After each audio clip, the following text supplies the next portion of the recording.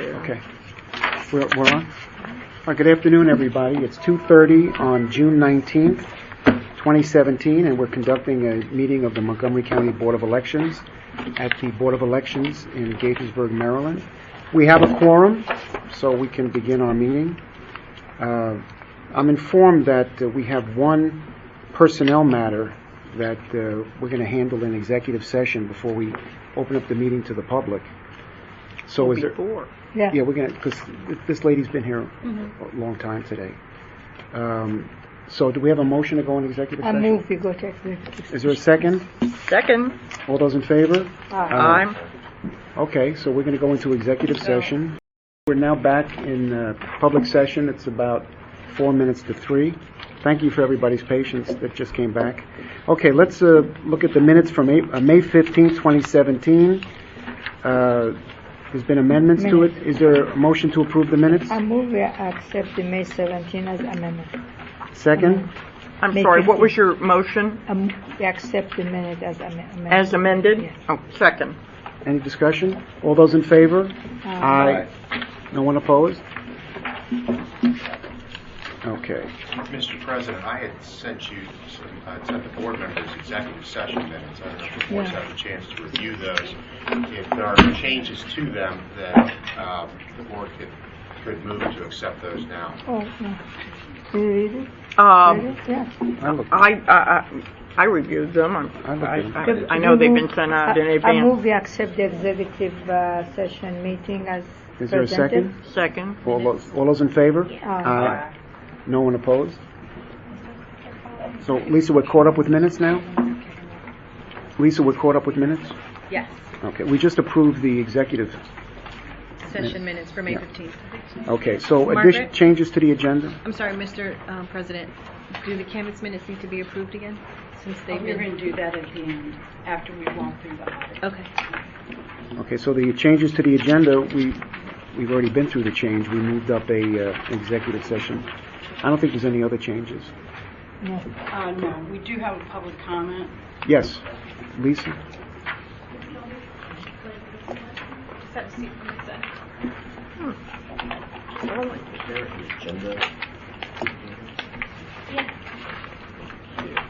Welcome, Dolly. Hello. How are you? Fine, thank you. First of all, I want to say how much I appreciate the early voting sites information on the website and the judicial watch response and the list maintenance effort. It's really very helpful, so thank you. That being said, when the two regular Democratic appointees attempted to follow through on a commitment they made to each other to split the term as secretary, a position that currently goes to the Democratic Party, Republican members of the board did not approve of the Democratic member's choice, Mr. Naiman. If for whatever reason the Republicans were opposed to Mr. Naiman, they needed only to vote against him without any commentary. Instead, one of the Republican members of the board took it upon himself to express in detail why he was opposed.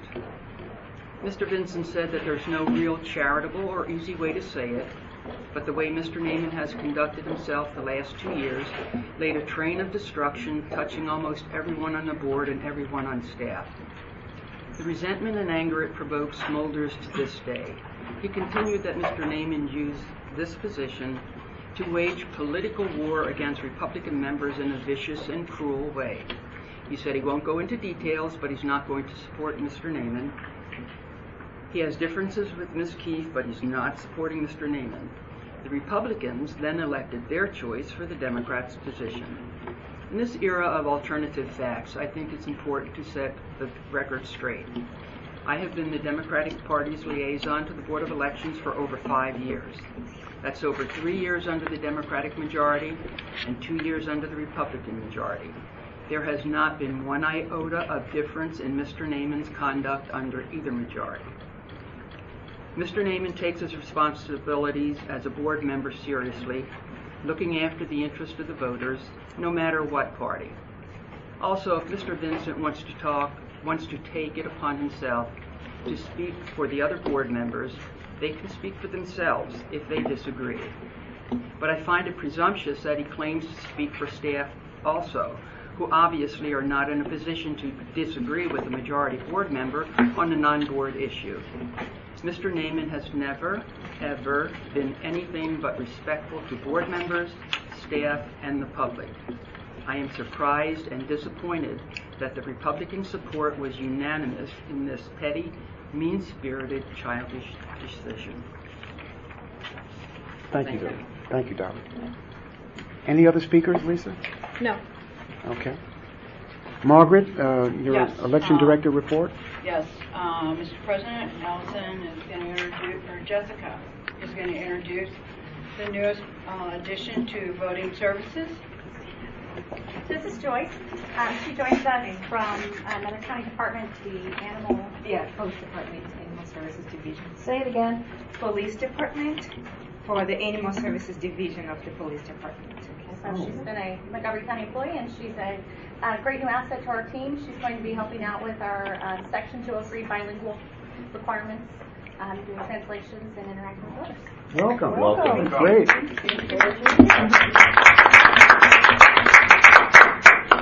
Joyce. Hi. Nice to meet you. Okay, Margie. Yes. Margie. Good afternoon. A couple things. I want to go over FY17 and then FY18, and I believe we're going to go into executive session later for an FY19 item. You were sent in advance a copy of the FY17 spreadsheet showing current status. We have about 13% of our budget remaining as of June 5th. All items associated with the State Board of Elections, all remaining monies that is, will be accrued within the next 10 days for payment. We typically receive our last quarter invoice from the state in late July or early August, which is past the cutoff, so we will encumber those monies. I also anticipate additional chargebacks from county agencies for printing mail, and there are also additional bills coming for supplies and travel. I'll be happy to answer any questions if anybody has any for FY17. The overtime amount Yes.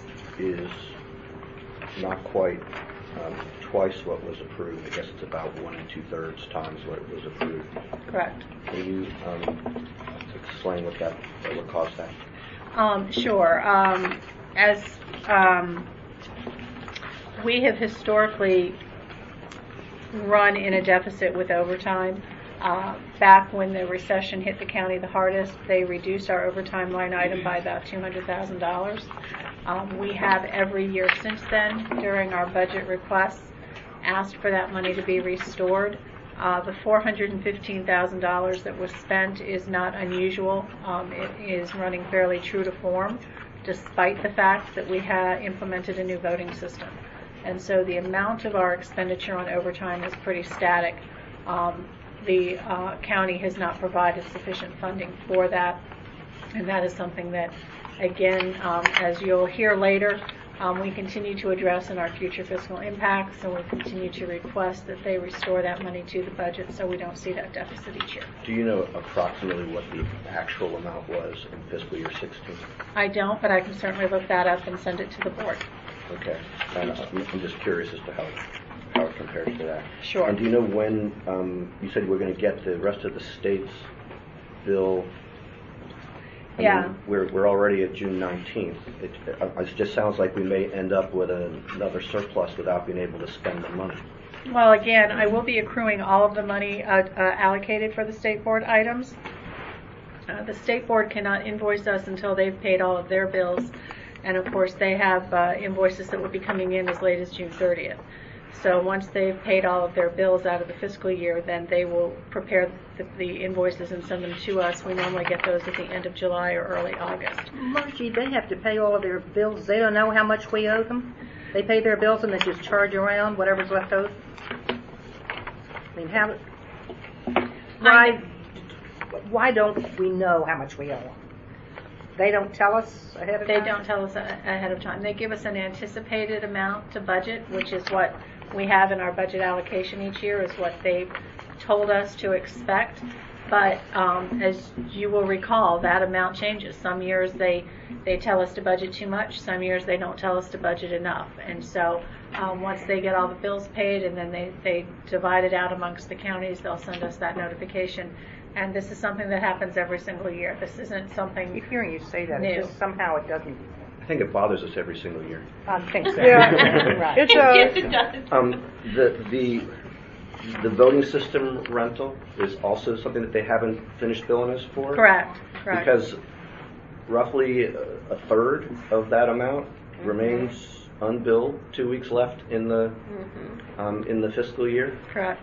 And let's suppose that they, instead of charging us $400,000, they charged us $300,000. We'll be left with $100,000 that we would not be able to spend because it'll be too late. No, that's not correct. Okay, and that good. is why I encumber all of the monies left over in the state line items. Right, but that means So then that- how can it be spent on something else? They are allocated for use for the state Board of Elections invoices. They are not So it's like a credit? allocated for any specific fiscal year. They are allocated for payments to the state Board of So we can- Elections, and so they okay. can be utilized. They can be utilized for next year's payment Yes. to the state So board it's like of having a elections. credit. So So they have a revolving the account. request that was made was that we would have 2 scanners in every polling place and an additional 850 scanner for the high speed. That was not included in the budget, correct? The $100,000, that is correct, and that's something that they have not invoiced us for yet. Which $100,000 are we talking For the about? additional scanners that we leased for the election, for the general election. Okay. They said that the county said that they would give us the money for it. They did not include it in the budget, but the state also has not invoiced us for that at this point. So I anticipate that $100,000 will be included in the final invoice. And so we will encumber the funds that we have here, which should be sufficient to cover that last invoice, and we'll be able to pay it, and any remaining funds will be utilized towards invoices for next fiscal year. Kind of squishy, isn't it? It's just I know it's not your doing, but it's an absurdly large amount of, the expenditure for the voting system for this fiscal year, we're talking about an election that took place last November.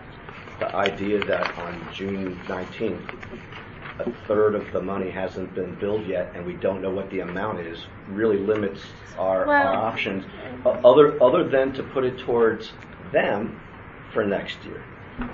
And if we had anything else where we needed the funding. Sort of an amorphous form. Yes. Keep in mind that they are leasing the equipment, and so they are paying for the equipment on either a monthly or a quarterly basis. And so they cannot charge us for something until they have paid it. And so while, yes, the election was in November, they are making monthly or quarterly, I don't know what their arrangement is with the S&S, but they are making periodic payments. But that's to a the static system. amount, isn't it? Right. They know how much it's going to be. That should be the easiest thing to predict of any expense we have on here. If it's a Margie, you know, monthly, we're not arguing with you. Oh, I understand. Yeah. I mean, I'm not taking it personally. Yeah, it's not personal. It's not personal. It's not just- It's just that this situation is such that you're talking about a set amount every month that they know they have to pay, but they don't tell us what we have to pay. it's not just us, right? Everywhere. No, The whole this is state. statewide. Yeah. But we have the largest. One of the PG largest. County Yeah. is large. And the same in the program management line? No. Yep. Always was like that. Yeah. Thank you. Thanks, Okay. Margie. Anything else on FY17? Okay. In your packet, you also have a spreadsheet for FY18 that shows what the final budget allocation was, or is rather, for the coming fiscal year, which will start July 1st. I've added a column for this What does it time. look like? Which one Looks is like it? the same thing, only it's got a white column at the top.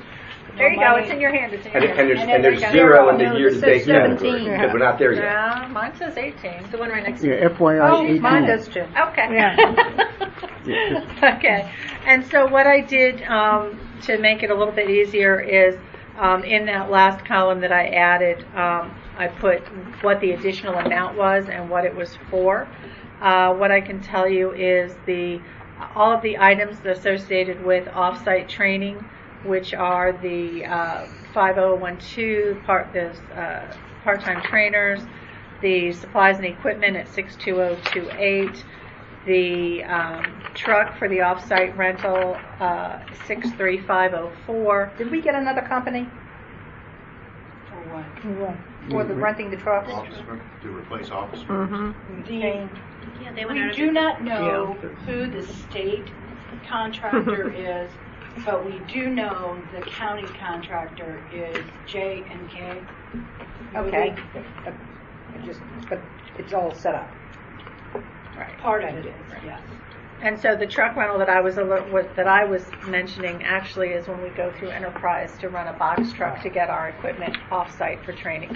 So those items were given to us by the county council, along with money for $100,000 for additional scanners.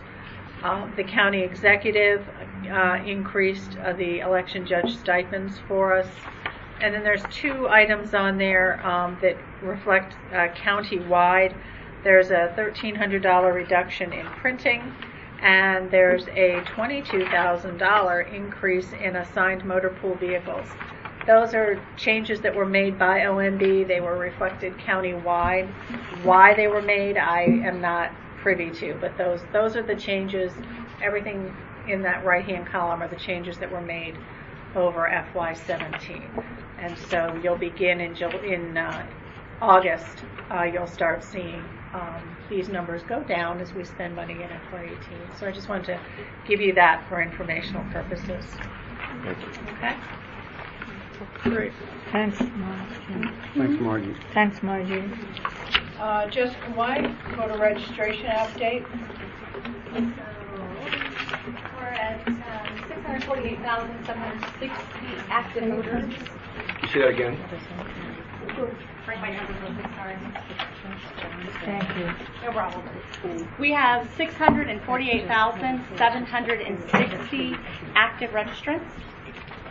We have completed our first wave of processing of sample ballots, because we still have lots of cleanup of the things that weren't typical, and we send out a lot of correspondence, and then that comes back and we clean it up again. When you say active registrant as opposed to inactive? Correct. That does not include our inactives. How many inactive do we have? 69,398. And we just processed the ERIC. We're still in the process of doing some of the in-state process for that. So in another 2 weeks, then the results of that will show up in our inactive list as well. And these inactives haven't voted in two total rounds? No, those are the voters who we sent a piece of mail to them, like a sample ballot, and it got returned to us. But you haven't done anything else for it? We've then sent them a correspondence card asking them, did you really move? We forwarded it on to their new address, and they haven't responded to us. So when they don't respond, they become inactive, and they remain inactive for 2 federal elections. Then they can be removed. How about you don't respond? So if this 69,000 people, because they're now inactive, their first election, if they don't vote in the gubernatorial and then in the 2020 presidential, then they will be slated for cancellation in December of 2020. Now, Is that the governor's race you consider federal? no, but some of the other U.S. Senate. right? Congress? Congress. Okay. But some of those voters were already inactivated prior to the presidential election of 16, so they'll become inactive at the end of 18. Okay. Actually, Jim raises an interesting question, and I have often thought that when we are in discussion and we talk about federal election versus the other. In fact, we are referring to presidential election, are we not? Well, we're also referring to the 2018 election that's upcoming, because there is congressional races that are federal. That's what I mean, but those are, really more local than No, but those are considered for the purposes. Federal elections under law. For these purposes. they are federal elections, but when we get into discussions about what we're doing with the voter rolls and when people, Those count. I find that we use the term federal elections when they should be speaking to presidential, because we have federal at other times. But for the purposes of list maintenance, the race in 18 does count as one of the two federal elections. It's not two presidential elections. All our elections are federal. So No, if they not all don't of our vote in elections two are. consecutive Every 2 elections. years. Primary is Two the federal, selection consecutive process. federal But elections. all our elections then would be considered federal. No, because if we have a And the special specials election, are- Oh, not specials special. aren't on it. But We every don't general have- election is We don't federal. have countywide That is special correct. elections. but if we ever did, Unless Please, it's a don't special manipulate. federal election. Well, it for does happen in lots of Congress. places in the That would country. But not count as a for federal. taking these 69,000 off, from what I heard you say then, it would be after they hadn't voted in two consecutive elections. If all of our every 2 years we have a federal election. Correct. So we don't have to wait for two presidentials. that is correct. No. So it's Okay. just every 2 years you take it Four-year off at the cycle. end of 2 It's years. a four-year cycle, but there's a 90-day blackout before a general election. So anybody we do not It's not a four-year inactivate cycle. by August, Excuse me. even if they're How inactivated it this can year. be 4-year cycle if we're talking about 2018, 2020? Both being federal That's every elections. 2 years. And if they don't vote in two federal elections. But the important piece is, for the election we just had in 16, we're just now making those people inactive. So they weren't inactive prior to the presidential election we just had. So I that mean, they did count. not vote in this last election. We had not inactivated them yet. So now, They were still at most, active it's a 4-year for period. 2016. So if you had someone who was inactive, became inactive as a result of a mail that was returned as a result of the 2016 election, they could become inactive in 2016. Then they go through 2018, 2020, and then they would be canceled. Right. So But that's you're right. 4 years. That is taking the longest window as opposed to a shorter window, Right. which theoretically could be right before the 2018 election. Right. And someone goes ahead and misses 2018, misses 2020. Can we vote to do it that way? No, You'll it's call them federal all- law. It's a federal Up law. to 4 years. Up to 4 years. Well, and again, if we inactivate somebody, if I get notice, I send a sample ballot, it gets returned, and we do not process them by the cutoff in August of 18, then they remain active. I cannot inactivate them for 90 days. And so they will not become inactive until after that election. So then they will be on the rolls until 2022. It's very convoluted, and I know. it seems to me we ought to talk to some congressman or something. Well, there's actually, part of this is going before the Supreme Court When? next fall. Next year. 13 states filed amicus briefs in Were we support part of it? No. Just because FEMA's inactivating people all year long, it's just that they have the biggest bulk Really, of it has to them be. are after an election because of when we're processing all of the mail that came back when we sent out the sample ballot. But we also do regular list maintenance activity. We'll do the NCOA early, and we do the ERIC. So when we do those, that's when we regularly generate it. But you're right, that we send the sample ballot out to all registered voters. We get those back, and then we have to process them all. And we give them their notice, and they get the period of notice, and then they remain inactive with all their rights as a voter. They can go to the polls and vote. They become active again. Nothing happens to them. Because my understanding from Margaret was that every 4 years, federal election, that means presidential election, not in between. That means 4 and 4, 8 years. You have to wait to inactive the Yeah, person. this is new information you're giving Yes. us.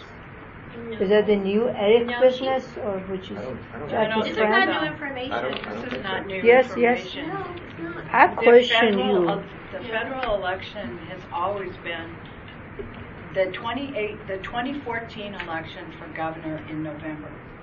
Even though the governor's at the top of the ticket, it was considered a federal election.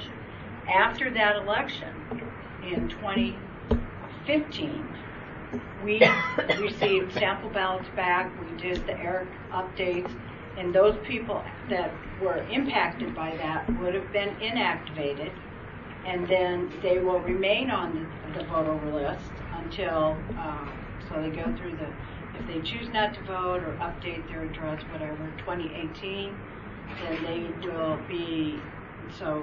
Anybody who got put on 15, they had their first federal election was 16. 16. The next one will be Next 18. will be 18, and then they would drop off 20 on when they the beginning of 19. So they really have to miss 3, are you saying? Two. Once Are you they're- saying they voted in 14 or not? No, I'm saying. So they didn't vote in 14, But doesn't. and if it's they not don't voting. vote in 16, It's not for failure to vote. pardon me? It's not initially. It's not failure to vote. It's a return sample ballot. So even if you voted in the the November 16 presidential election, if we've sent you a polling place change and we get it back, that's a piece of mail return. It just That triggers. So there's first a trigger, which Is is that the a return national? mail. That's part of the federal law. That is a Every federal voter state, registration. every county sends out. Every Yes. state, It's a every county federal sends out a That's why voter. it's Same gone federal law we've been to dealing the with. US There is Supreme Court. there is VRA. two processes allowed under VRA. One is that you use the National Change of Address service, and you ask them to take your voter rolls and give you back the voters who moved. We also do that.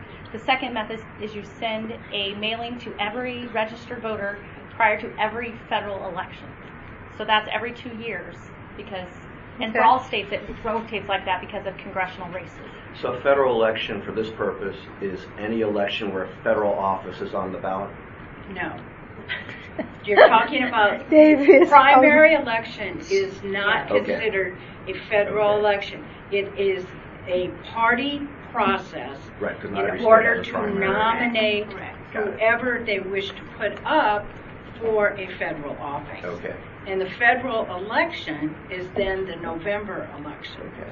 But if we Maybe have a we general, should- if we have a general election that includes a federal office, then which in our case, since our gubernatorial election is in an even-numbered year, almost always is going to include a federal office. Correct. That makes it a federal election. And that's not just for list maintenance, that's for Section 203 requirements, that's for UOCAVA voters.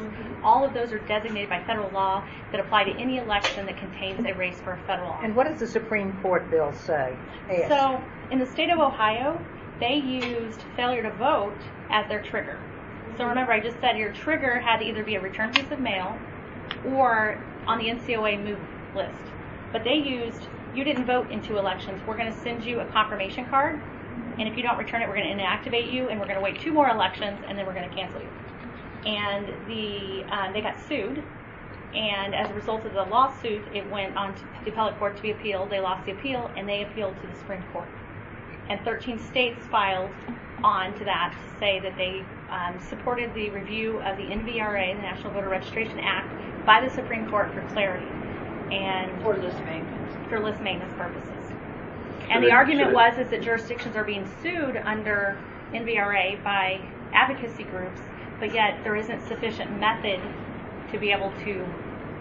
It's really easy to get onto the voter registration list, harder to get off. Let me ask you, this trigger of the return mail or whatnot, that could trigger with somebody not receiving the mail or the mail's coming back to you for whatever reason, but they might have voted. So if they have voted, we will not inactivate them because if any action happened after the date of that trigger, if you're on the NCOA list and it says you moved in September of 16, but you voted in November of 16, we don't do anything with you. Well, I would hope not, but Right. it wasn't clear. And, Yeah, we don't. It's only if the trigger when happened you say after that their last. it's if you go happening to because of the NVA mail. and you do an update of your address, even if we've sent you something, you're active again. That's the only thing it takes to resolve it. If you receive a postcard that says, "We think you've moved," and then you go vote, you're off the inactive. Right. So when you go to the polling place, your back says you attest that the address above is correct, Right. and you're filing that assertion, which is the remedy under federal and state law. So you have attested that you are. Are they right asking the If Supreme you Court? update your address, send in another voter registration application, that'll get you back to If you active. fill out an absentee application, Are they asking the Supreme Court to clarify the Ohio situation or to fix it? they're asking the Supreme Court to please review the law and to make a determination of what is allowed practice. So I don't know. So it might be more how than the- one thing. Well, I'm sorry, I'm not asking. It often It is. usually is. Yeah, I They think don't it'll. take things that are fact specific, or they would not address conflicts between the various circuit courts throughout the country. There are some courts that have found a constitutional right not to vote, and it may very well be that I'm not familiar with the case, but it may very well be that part of the case is the question of whether you're not voting can trigger you to be taken off the rolls, because you may just be waiting until you're motivated to vote. And if you don't get any correspondence from them, then what now? After 2 weeks, they become inactive. So still have all retained rights. And then they had to of a vote voter. provisional. No. can They still just vote. have to sign an affidavit at the polling place stating that that is their correct address, or that they provided us the correct address on an It's application. too complicated. Well, that's why it's being reviewed. We're hoping. Good afternoon. With the storms, it's too complicated. Thanks, Alice. Thank I mean, you. Jessica. And I think it's more information. Margaret, Okay, State Board of State Elections? I did send you quite a few attachments with regard and some links. The state has kind of been responding to all of these stories about the Russians or third party attacking various voter registration systems in 39 states. I gave you the link to the Bloomberg story. I gave you the link to Homeland Security's response to the Bloomberg story.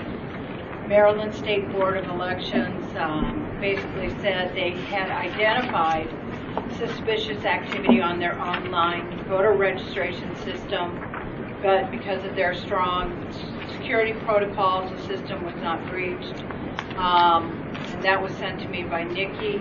We did discuss it in the October board meeting, that there had been some sort of activity.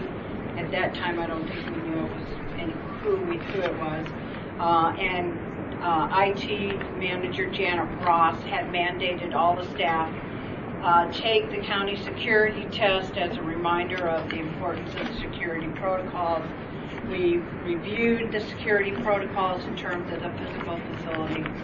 And because I knew that there was a lot of confusion based on the reports I was hearing in the media, I also provided you copies of the statements that ES&S had sent out with regards to the voting system, which was not one of the issues. So basically, aside from that, the state board is focused on typical year-end tasks, inventory of the equipment, and the list maintenance issues.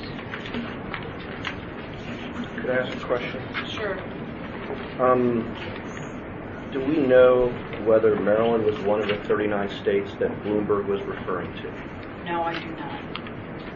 In the Baltimore article that you sent me. The Baltimore Sun article didn't specify either. So I'm not really sure. I mean, they did say, the state board did say they knew that there was suspicious activities. I don't know how that, the original Homeland Security defined suspicious, I don't know how the person identified, the 39 states, how they defined what the activity was. But what they're referring to as the suspicious activity was the voter registration database, the same one that voters can go online and find their own information? Mm-hmm. Yes. But the system that, as you know, we collect Social Security numbers.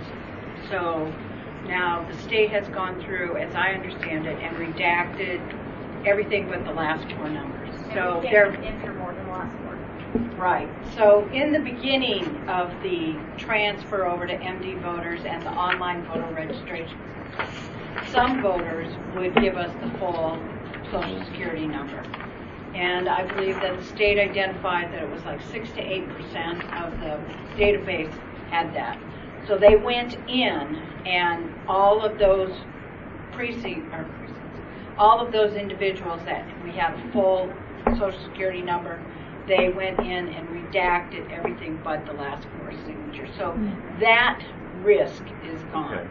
And that was a year ago or more, right? But it sounded like the risk that was a concern in terms of, I think the Bloomberg article or the foreign intervention was changing people's addresses, and then they would go to the polls and they would run into trouble because they show up at a different address that's not theirs. Basically, it sounds like basically to make our lives miserable. Yeah.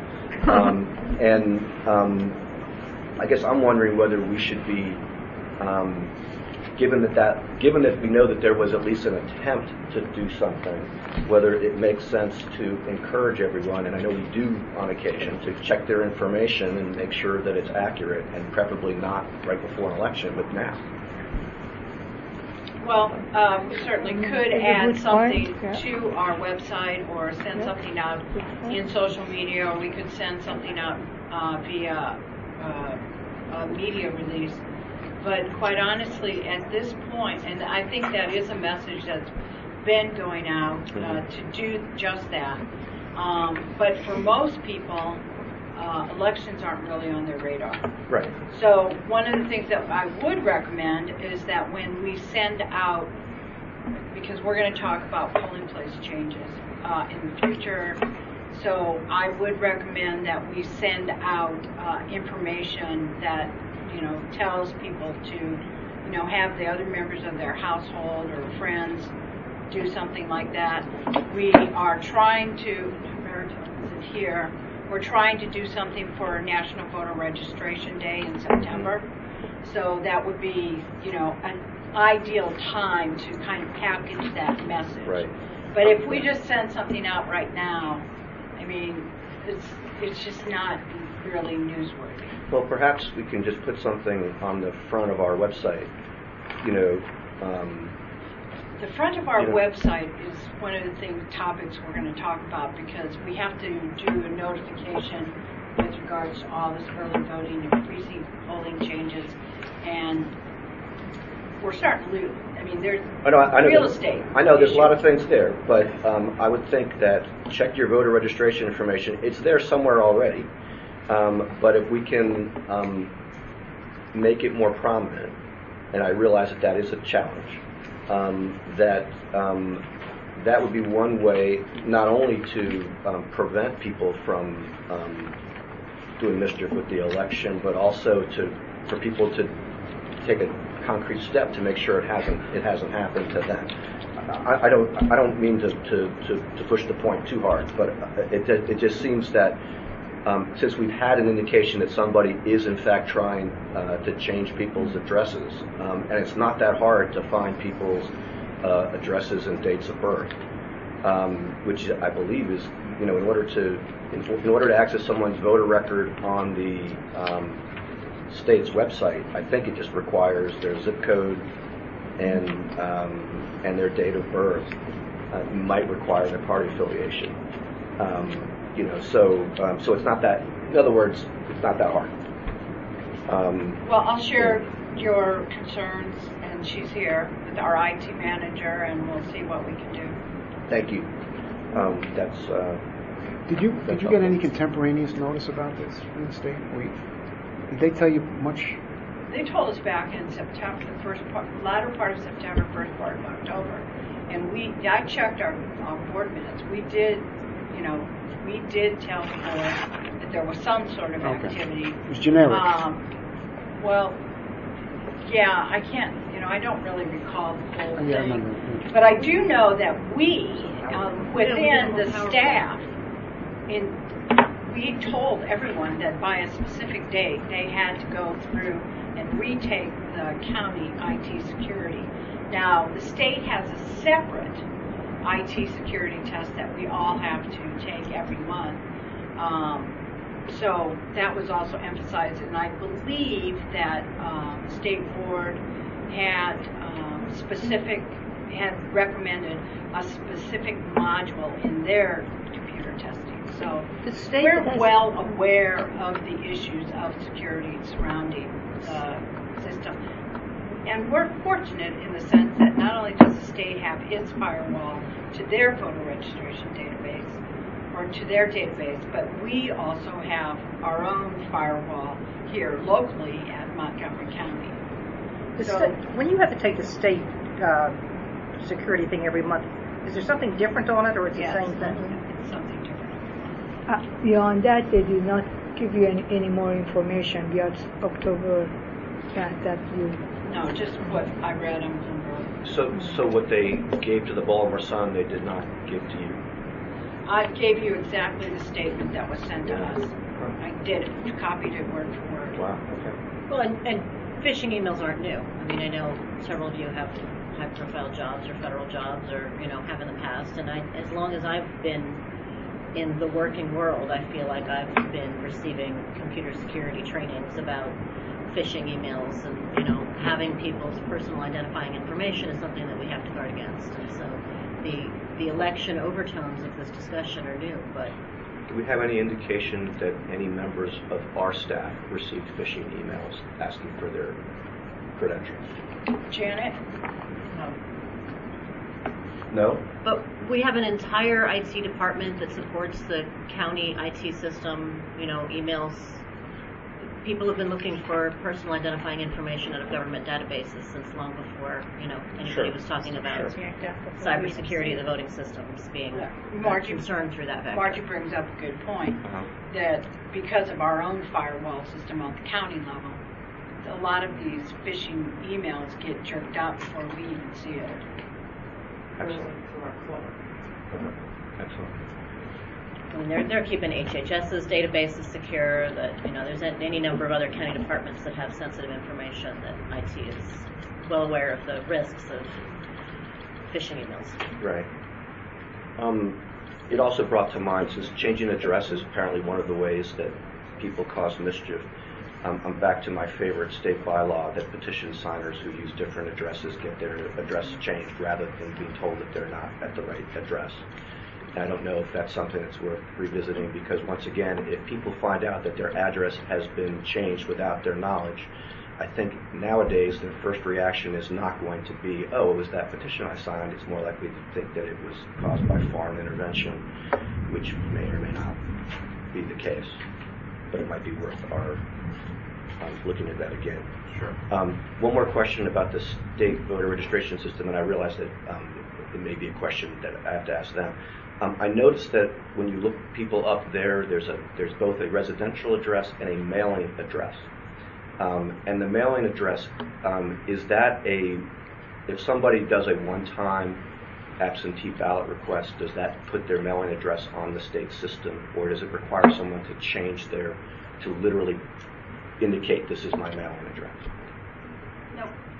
There's a separate field in our when we enter an absentee application for the absentee address. So if you want your absentee ballot to go to address, it's not a mailing address, not your residential address, it's a one-time address. Okay, but now if somebody requests their ballot from the state, then they're just dealing with them directly on that website, and it's which they have to provide their driver's license number. Right. Right, but then along with names, date of birth. And right, but if they put a mailing address, does that become a permanent mailing address? Is that also a one-time address? If somebody updates their voter registration and provides a mailing address, say they're away at college, then that becomes their address unless they indicate they want it just for the purposes of an absentee ballot in this current election cycle. Okay, thank you. And also on that, we do, like we said, send a mailing to every registered voter before every election.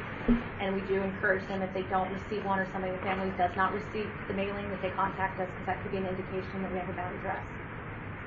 So that's one other safeguard of that. That's all for State Board. And I don't know whether this is going to come up under yours, Kevin, or not. But I went to the last State Board meeting myself. The other board members weren't able to go to that one.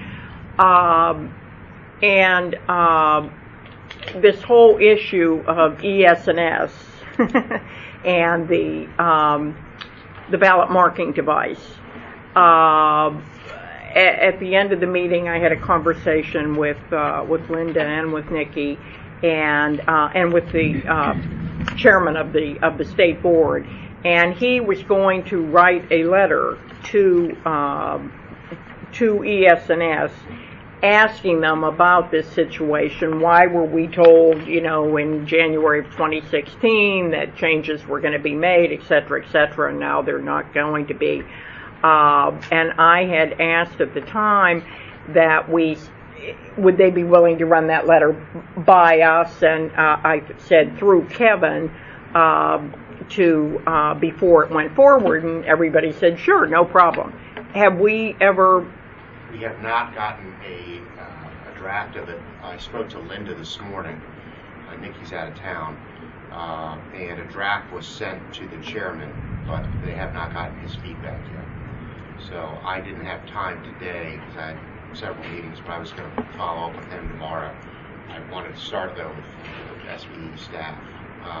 They said that a draft has been sent to him for review. Disappointing to say the least, because they're trying to rely on the fact that, oh, it's too late to do anything now, and they're just making it later and later by not calling ES&S to task on this. It's I'd like to go on record as agreeing with Mary Ann about them. It seemed to be lagging with the whole ES&S catch-up thing. Yeah, well, I hope it's a good, strong letter. And will you share that with the board? I plan to hopefully get a copy of the draft this week, and then I'll circulate it. Okay. Do we have any idea what his time frame is, the chair? Linda didn't know. She said it was No, sent. there was no time frame sent, but I would assume they have another board meeting this week, and I would have thought it would have been done, before this. But I guess they're running right up to it. I think Barbara just said it was canceled. was canceled. Oh, they did cancel it? Well, I don't have any particular influence with the chair of the state board, but perhaps if anyone does, we could encourage that letter to be sent. I speak to him a lot. Yeah, you can get him to send the letter sooner. We talk a lot. Oh, that's a good idea, Jim, is to ask them when the letter's coming. Okay. Absolutely. Talking about ES&S, at this last conference, there was some very interesting machinery, Mary Ann, new machinery that can, they say, duplicate ballots. Yeah. And I was very interested, but Anything we're going to have? yeah, Or? I don't know. Margaret, Jessica, everybody looked at it, but Okay, we can discuss anything that in interesting? future fiscal impact. Yeah. Oh,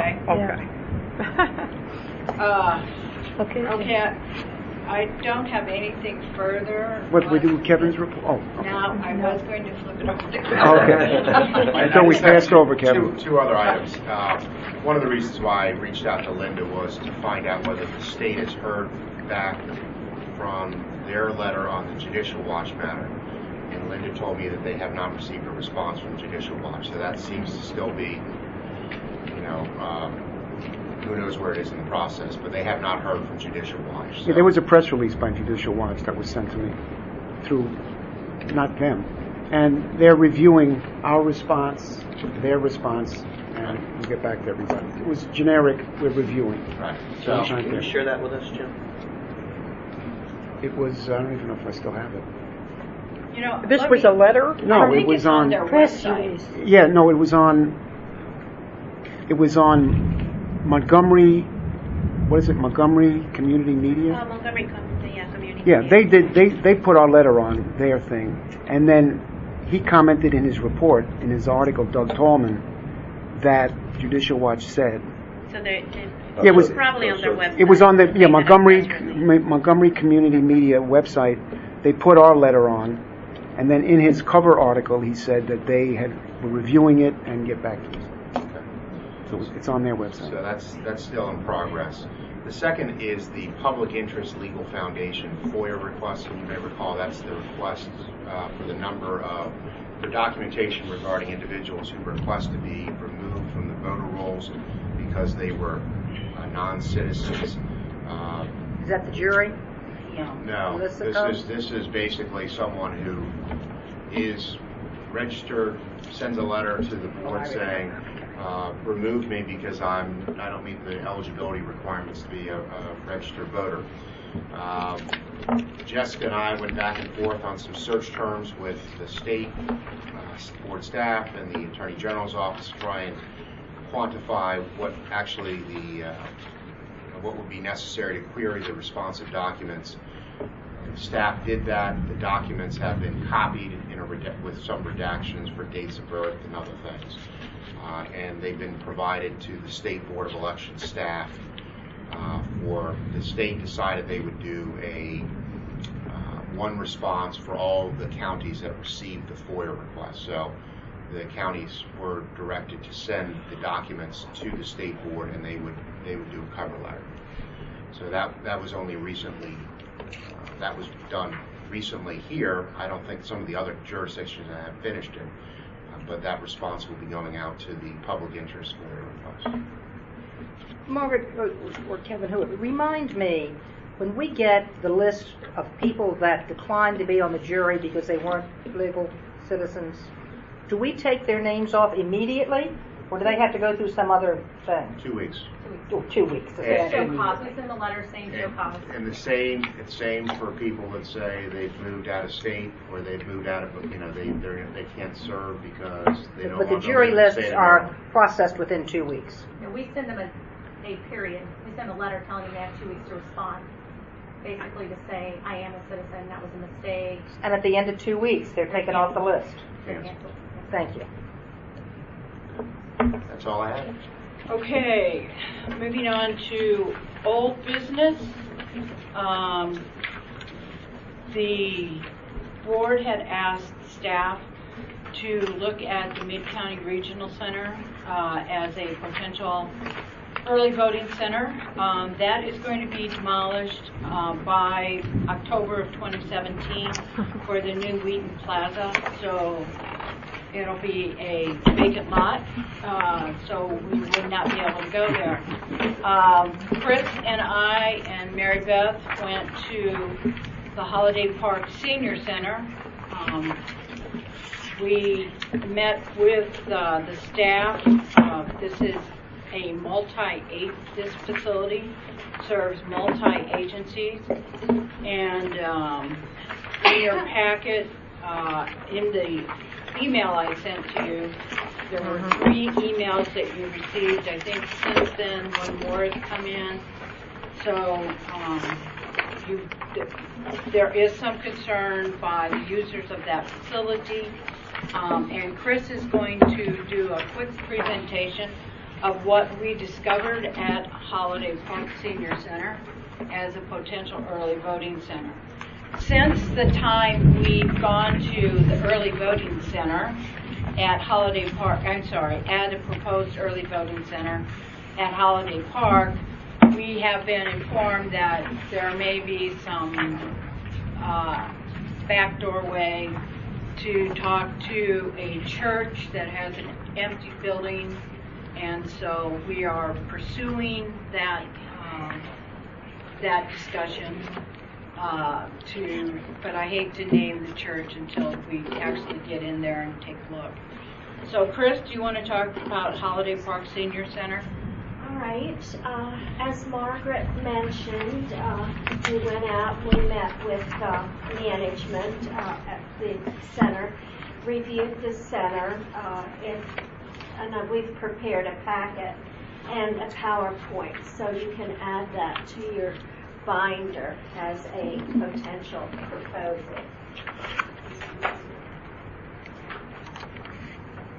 So, Holiday Park, and as Margaret mentioned, it is a multi-use. The senior center serves, it is the largest number of seniors served in the county. And the second agency that has a lot of services provided there is HHS for senior populations. This is an aerial. You will see these covered areas there. That looks like covered parking, but it is solar panels. And there is parking under all of these panels. So it is covered. So it is covered, Well, yeah. it is covered parking, but the reason for it is that the solar panels were put in place. So management out there said that about 30% of their electricity is provided by the solar panels. And then there's parking here and here as well. This is a map showing the location. We're right off of Deers Mill, about a block and a half, and then of course close to Connecticut Avenue and Randolph to the north. And there is a stoplight or traffic light there. Right here, there's a traffic light. This is also a rendition of where it is in relationship to the street. And you'll notice that we have a ride-on that comes right into the front door on a regular basis. There's the sign for the ride-on. It's Route 38. This is the entrance, and this portion of the building is totally devoted to HHS. The rec center is the one-level building. And here, as we talked about, these are the solar panels, but that's all parking there.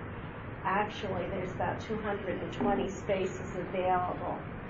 And I mentioned the traffic light. Even after the HHS people have parked? No. That's including their parking? Yeah. Yes. Okay. There's quite a bit of, because of the elderly population, there are a lot of ADA spots along here, or back there, some in here. And then, of course, there's our parking again, and the traffic light is on Beers Mill Road. This is our electioneering zone. And that shows How far from the front door are you measuring? Because that looks like a pretty big electioneering. Most of our electioneering that we did when we reviewed for this particular cycle ranged 35, 45 to 65 feet. This in here is about 65 feet. The reason we brought it out a little bit past there is because this is our drop-off for handicap. We give cars the room to drop off and have people, this is the curb cut here, and people then would have access to the sidewalk. And what about on the other side? And this is a little shorter here. This is more like 50. But legally, it could be closer in. 25 feet. Right. 25 feet is going to be in here. This is the room. They've been doing quite a bit of renovation out at Holiday Park. This room, the flooring has been redone, the paint has been done, the stage has actually been redone. They're waiting to have the windows done. And the carpeting also still needs to be done. How is that square footage in terms of what we usually have? This is the smallest that we have recommended. It's smaller than EOB. Yeah. How much is EOB? EOB is 24. Yeah. How much is Potomac? Not the gym, the other room that we used last time. Mr. Neiman, I'll have to look it up. It was around the 3,000. Yeah, most mark. of ours are over Yeah. 3. And yeah. then, as we reviewed last time, we'll be using the gymnasium at Potomac if that's chosen. And that gym is well over 5,000. It's more like 6,000 square. You have in your packet a new spreadsheet adding Holiday Park. So all the statistics are on this spreadsheet.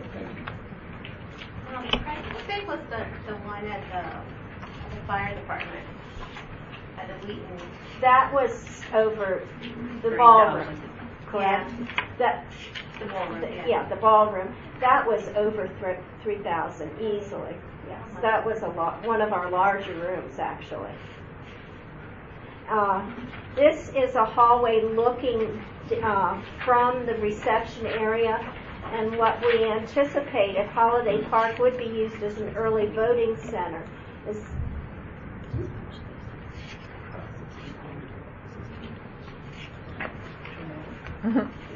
It's on here. Yeah. Well, while she's trying to get that back up, what you were looking at was the hallway. And beyond the voter entrance is another room, which our recommendation would be to the board to set that room up as the rest area for the election judges. And to put on the stage the chief judges and any extra, we wouldn't be able to move the ballot cards up on the top of the stage, but that would be someplace where ballots could be staged and brought down closer to where ballots are being distributed. So we do have some working around issues. Also, along that hallway on the right-hand side of that hallway is the nutrition site location. That was my question. Do they serve Meals on Wheels there? They serve meals there. Not Meals on Wheels, but a separate nutrition program. And that is, I understand it would continue to occur even if we were to go into that site. In the same room? It's not in the same room. It's in the the hallway when you get the picture back up.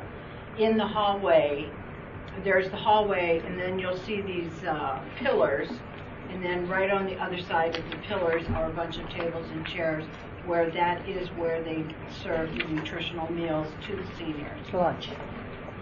When looking at the drawing, the floor plan, the position of the scanner is a little bit off because if is a line there, it's going to get with the paper ballot table, and then we have the registration table. So all they're going to, so you will see it when I'm talking. The next one. The next one will go. Can I ask a question before we get there? Margaret just mentioned about using the stage for the chief judges. For the chief judges, is that included in the square footage? Square footage, no. So the 2184 does not include the stage. Mm-hmm. Okay, thank you. Not that big of a stage. No. So we were talking about this corridor, and here it's hard to see our columns, and behind those columns, on the other side of those columns, is the lunch area, the dining room. That's where the kitchen is, and the tables. The kitchen is like right in here, and then this is an open area with tables. Their dining room. We would have the voters enter at this end of the room, and then exit down at this end. So and where would they be coming in this hallway? At the far end or at this end? At this end here. This is where the reception area is, and the doorway into the building is here. Then we have if we had lines, they're going to line up in this corridor, right? Right. Correct. We would have stanchions placed along this corridor. We would have our voters to the left of the stanchions, and then anyone needing access to this part of the building would be able still to have free access down to the dining room. And then why we don't use sit on the left? Correct. Why we don't use the first one entrance, the last one exit? Can't switch them? Why we cannot do that? I was anticipating sheltering people in line, in case of rain. So we would have the ability to have people line here, enter there, and then come out here, which is close to the entrance to the building. And then, of course, we have the canopy that's over there. But still, with the canopy, adding this corridor would give us extra shelter from the weather. Is the entrance close to the exit? Yes. Oh, I see. Okay. Yes. Right next. Is there? It's close. Yeah, on this end, Yeah, now go to the floor plan. Okay. Here. Now this is the floor plan. See the two scanners, and then said paper ballot, and then registration. If it's a line there, so all they're gonna be mishmash. Well, what we were envisioning is our line stand. This is outside where those blue benches were. Yeah. We would have the voters line up there. They would enter from this door here, come through, and there's a canopy out in the exterior of the door. They would come through the entrance and down the hall, enter there, meet registration, and then move to ballot distribution, and then voting, whether it be seated, provisional, or standing at booth. Yes, but when they come to scanner, I don't know how far is it. Continue out this way and around. Okay, how about the line there? Waiting. anticipate that the line, it will Yeah. be tight. It is a That's I'm small saying room. that, yeah. But I anticipate the line would go this way, so we wouldn't have them people crossing paths here. And we're more than likely going to need more than 2 scanners. Right. This is early Maybe. voting. Yes. No, No? there's no room for any Yeah, it's so more small. early scan. There's no more room for any scanners in that room. We have electrical. Next to having 3 scanners, why is there no room there? Yeah, Right there. between there and the It's information. electrical. The specs for, and Janet might like to speak to this better than myself, but the specs come from the state saying that we should only dedicate 1 socket per unit. Right, I know that. One socket means both. One outlet. One You can't outlet. plug, you can't plug 2 scanners into the same Outlet. Yeah, Okay. yeah. Right. It's That's, not- it's not yeah, I know usual. that. That's not the issue. The issue is that people waiting and then they're getting their paper ballot and those they're coming back and doing the scanner and then people waiting to register when It's they going to be come tight, in. you're right. Yeah, just like Bowler Park. Bowler Park was really tight. We'll have to Marianne have has experience in both. line managers and people out there. Our early voting staff are very good about trying to manage the lines and make sure that people are going in the direction and that we don't have congestion. It might mean having someone here at the door that's holding back people so we don't develop a lot of congestion here. Yeah. Kind of like what we did at Potomac. Right. Yeah, we need more manpower here to control the traffic. and Is where this, they go. I mean, realistically, is this large enough for the area we are, trying to serve to only have?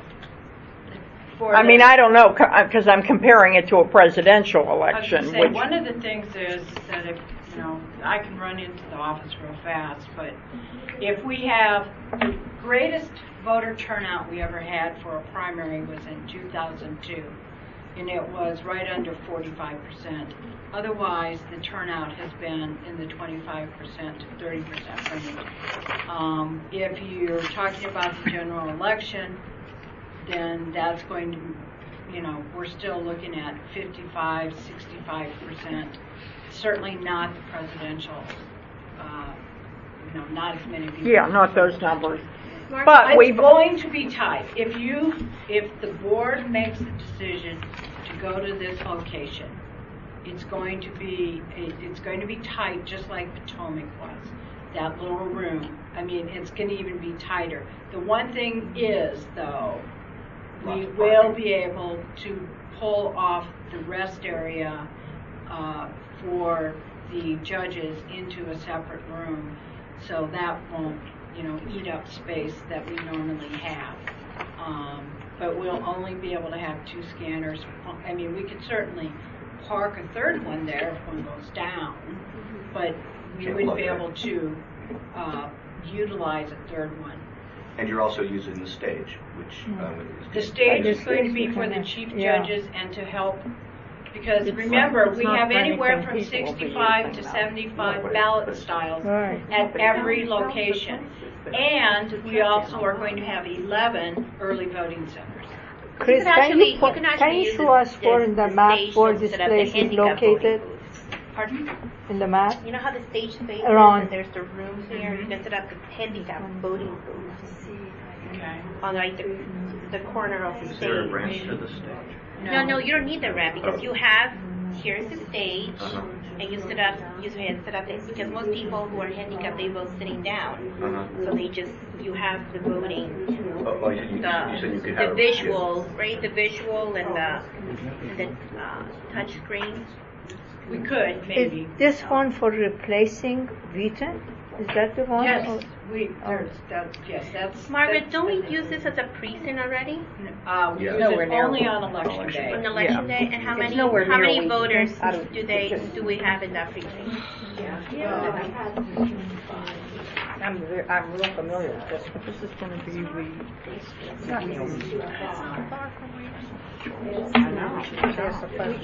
Yeah. I like the blue. Does anybody know what the precinct number is? 1330.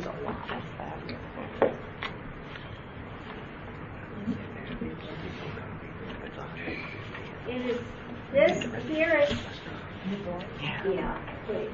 Doesn't have to be exactly just around. Whoever did that.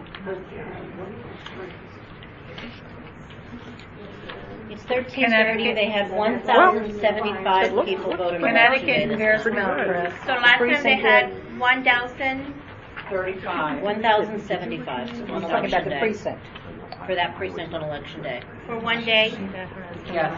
And we're talking presidential, we had about 1,200 people coming through daily,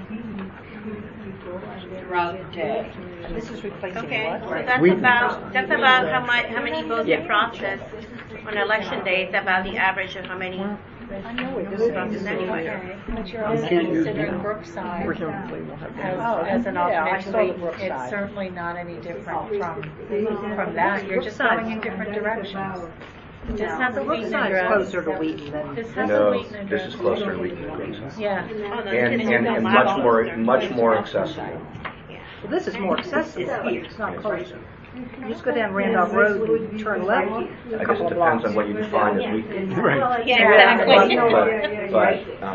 But So room size is about 10% smaller than the EOB.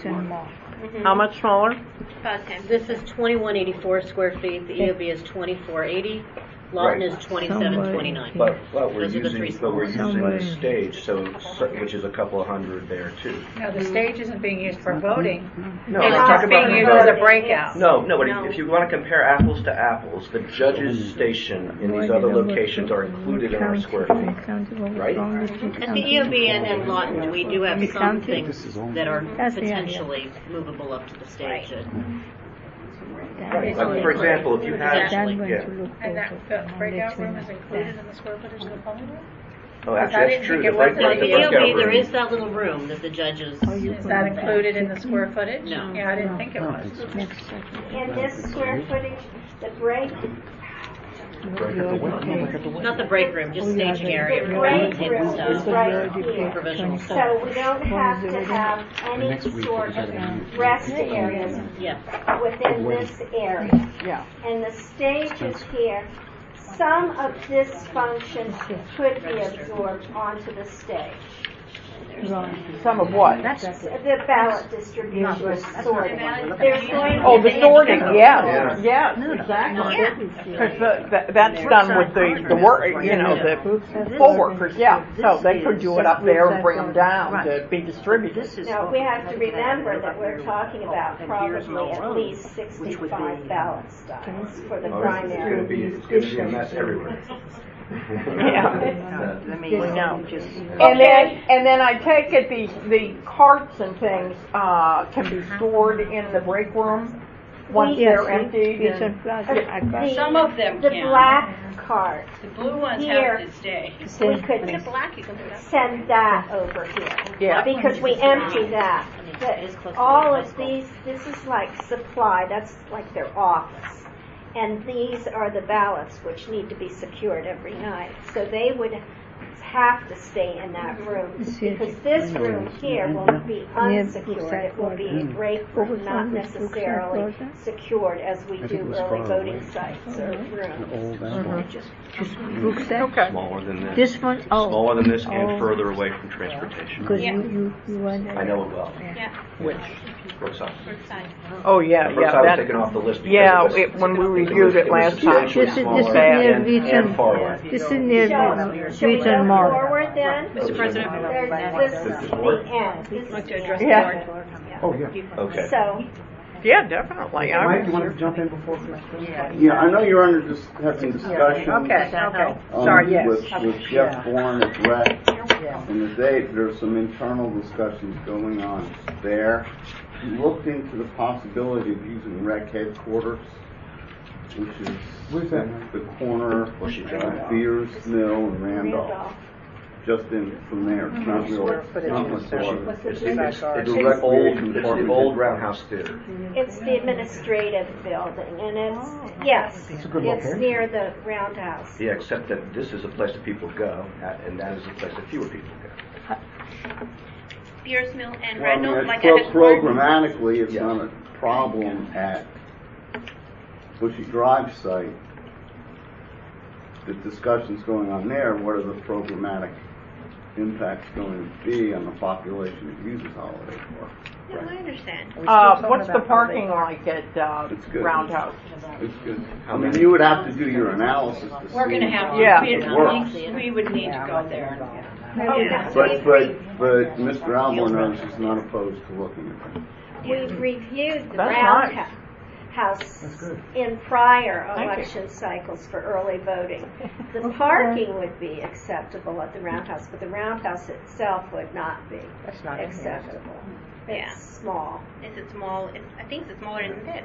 Yes. But is Holiday going to be like Potomac, where there's a lot of events going on? Yes. Well, there are nutritional programs, health programs. Yeah. There's a social center for folks. If there's nothing, if they can't get there, they're going to be pretty much locked in, and that was nothing to get. Except for, Square footage of Brookside Gardens. Davis is very It's not in here, I just looked. Brookside. It was It in was- our list before, and we took it off took the it off, list. It was in the. It was smaller than this. and there was no public access. It was really and, bad. And it has very difficult pedestrian access, and it's further away Why from is it things. still in here then?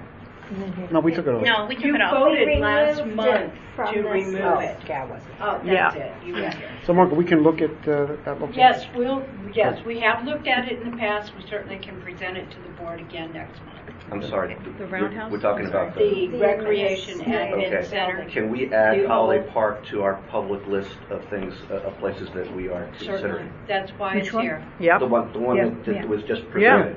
And Yeah. I want to give you my compliments, Chris, because I can see that you put a lot of thought into Yeah. how to make use of every inch. Every little, because we were there, yeah, and it's, We'll put this out though on the site, just in the list, just as the others are. Thank you. You're welcome. and I just want to say for the record that the impact is going to be less during the summer than it's going to be on the fall. Because Why? there's less things going on in the summer. Oh. But talking to HHS and the people in charge of the programs, it will take a lot of work on their part, but it's not impossible to have major, like a major impact, and they know it's only temporary. This is not a permanent solution. This is until we get back and track again for the following election. Hopefully it's once just the for library is, the 1 year. Right, this is only for 1 year, so I think everybody's willing to make the sacrifice and compromise, but it will take work. Okay. Okay. Sounds good. Going on to new business. We're going to continue with Chris. Now, I want to say again that due to recent changes in the law, the board is required to do certain notifications upon their actions as it relates to polling places. We are presenting today the potential polling place changes as an introduction. We will need to set these by November of 2017. Because it's a new law, we're kind of in a situation where we're once again in virgin territory. So I am going to be reaching out to the state board as well as the Attorney General's office, plus working with our board attorney to find out what we need to do to comply with these new notification requirements that passed into law in this last session. So, Chris, do you want to start? We're going to present you 3 different sets of polling place information, all right? The first set, as I understand it, is the ones that we're returning to.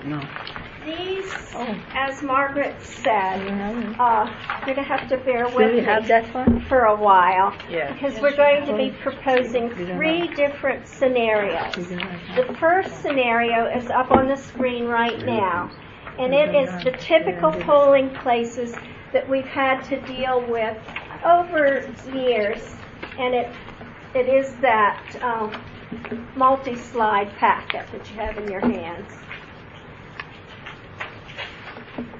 There's some of the polling places are locations that we dealt with in 16 for temporary changes, and now we'll be having locations go back. So, and if you're looking for a spreadsheet reference, it's the spreadsheet that has the multicolors on it. All right, we're going to go forward. 2018 proposed polling place changes. And as Margaret mentioned before, we're going to have several changes during this cycle. We have new regulations in order to notify our public, so we'll be reaching out to Mr. Karpinski to help us guide us through notifying the public on any of the changes that you see today. You're talking about the changes in the school, in the boundaries. No. What are you talking about? I wasn't here last week. Moving one location to another location. Oh, all right. So 2-6, we were at the high school. Do you want to show her the next slide? Okay.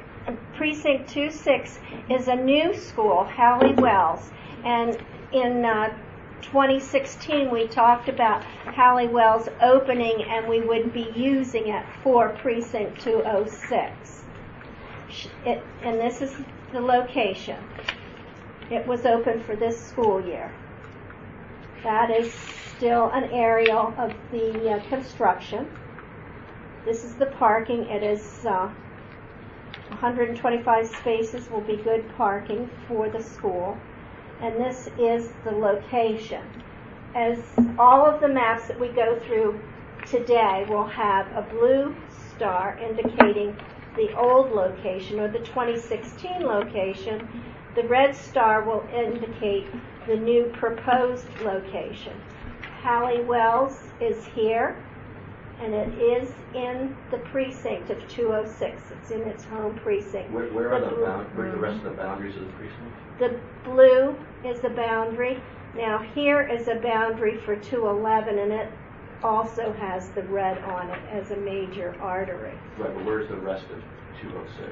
It extends up like this. Hallie Wells is somewhat in the middle, north to south. Where's Clarksburg High School? Bottom left. The blue star. The blue star Oh, here. blue stars. Okay, got it. Clarksburg is what we used in 2016. These voters are moving now to their home precinct, 206. This is all new development up in Clarksburg. Sure. Yeah. And then Clarksburg High School. We're moving into Clarksburg. We had 206 at Clarksburg. We're moving 206 to their home precinct, and we're going to use 208. It will be a better facility. The access will be improved as well as the parking. We were using Clarksburg Elementary School, which is a smaller location south of the high school. And this is the entrance and an aerial. And then again, we're to our red and blue stars. Clarksburg will be the new location for the people that are living in this area right here, 208. And then the elementary school will be unused at that point. Just as a Wait, general. I'm sorry. Go ahead. We're not going to use Clarksburg Elementary School anymore? We Not at might this have time. to, but for something else. But The access, the handicap access. You know, it's always been my biggest issue with that school. The elementary when With we the have- high school? Well, When we- elementary school. Oh, Elementary so you're school. glad we're So not I'm going to glad. Yeah, that's why I was Okay. asking if we're not Oh, going to okay. Chris, let's go. Now, Twin Brook, this is a consolidated location. We're trying to work with the city of Rockville, hoping to take 427 and 438 into its own location because of ballot style. We're trying to eliminate as much of the difficulty or the confusion on ballot styles, distributing ballot styles at multi-precinct locations. So this is the front of the building and the address. That's an aerial. It is right off of Twin Brook Parkway. This is the map that we have show where Twin Brook Recreation Center is, and then So where is the the precincts. Ward 27 is the one, right? It's 27 and 38. Yeah, where's 38? It's the little tiny ones that are there and there. So they currently vote where? They voted at Meadow Hall. We had several very small precincts voting at Meadow Hall, and because we were voting basically a congressional ballot, that worked for us. But with the legislative being different in several of the precincts that voted here, we split them out, hoping to eliminate the confusion. All of these precincts would be voting Legislative District 18. In the previous, the way it was, there were two different legislative districts if we sent them to Meadow Hall. Yeah. This way, we'll only have 3 ballot styles: the Republican, Democrat, and non-affiliated, as opposed to having 6 ballot styles. So are the congressional districts still an issue for 2020? No. We made sure that the congressional district is the same. The congressional district is 8, legislative district is 18, and council district is 3. They will all remain the same. There is not an opportunity for our election judges to hand out the incorrect legislative district in this example. They still have a shot at making a mistake and handing out a Democrat or Republican ballot to the wrong person. But at least they'll be voting in the correct legislative district. So is it that some of those, and I remember that there was redistricting issues along Twin Brook Parkway. Are some of those other small precincts in They're different coming up. legislative districts? Yes. They're coming up. Yeah, they're coming up on in a different scenario, Mr. Damon. Okay. But yes, they are coming up. Board of Education is in the mishmash there of why all these precincts are so small too. Okay, thank you. Then Redland Middle School. This is a public facility. The school system is always very good with helping us out through the logistics. This is the entrance that sits right on Muncaster Mill Road, an aerial. We're going into solar panels. The dark is solar panels on this building. And again, we're back to the red and the blue. The new would be Redland, that sits right on the boundary line of 434. Our existing precinct polling place was Shady Grove Presbyterian Church. Because of logistics with the church, we felt that it was better to move to the middle school. So we're moving people across Muncaster Mill Road from where they live. They're out of their precinct, right? Yes. And what are you doing with 804? 804 votes has a different, we'd have to look up the polling place for 804, but there is a polling place already designated for 804. I'm always concerned we move people out of their precinct, especially where the 2016 site looks like it's in the middle, or roughly the middle of the precinct. And we're also having them cross Lancaster Mill Road, which can be dangerous. Oh, yeah, it's a very dangerous road, I think. And what's the problem with the church? We have issues, logistics with delivering and picking up and securing, as well as the ADA is not great out at Shady Grove Presbyterian. And I've had, this last cycle in particular, I had comments about being in that church. I had one gentleman that refused to go there. Oh. And we had some other people commenting on brochures and materials that were out and visible. The other issue is that we, in the last election, and I don't remember if it was the primary or the general, even though they knew we were coming, they did a huge construction project. Yeah. And they're eager for us to move our logistical issues away. Do they charge us? Yes, there's Church? a lease. Yeah. Chris, is there any other school on this side that we can move that precinct to?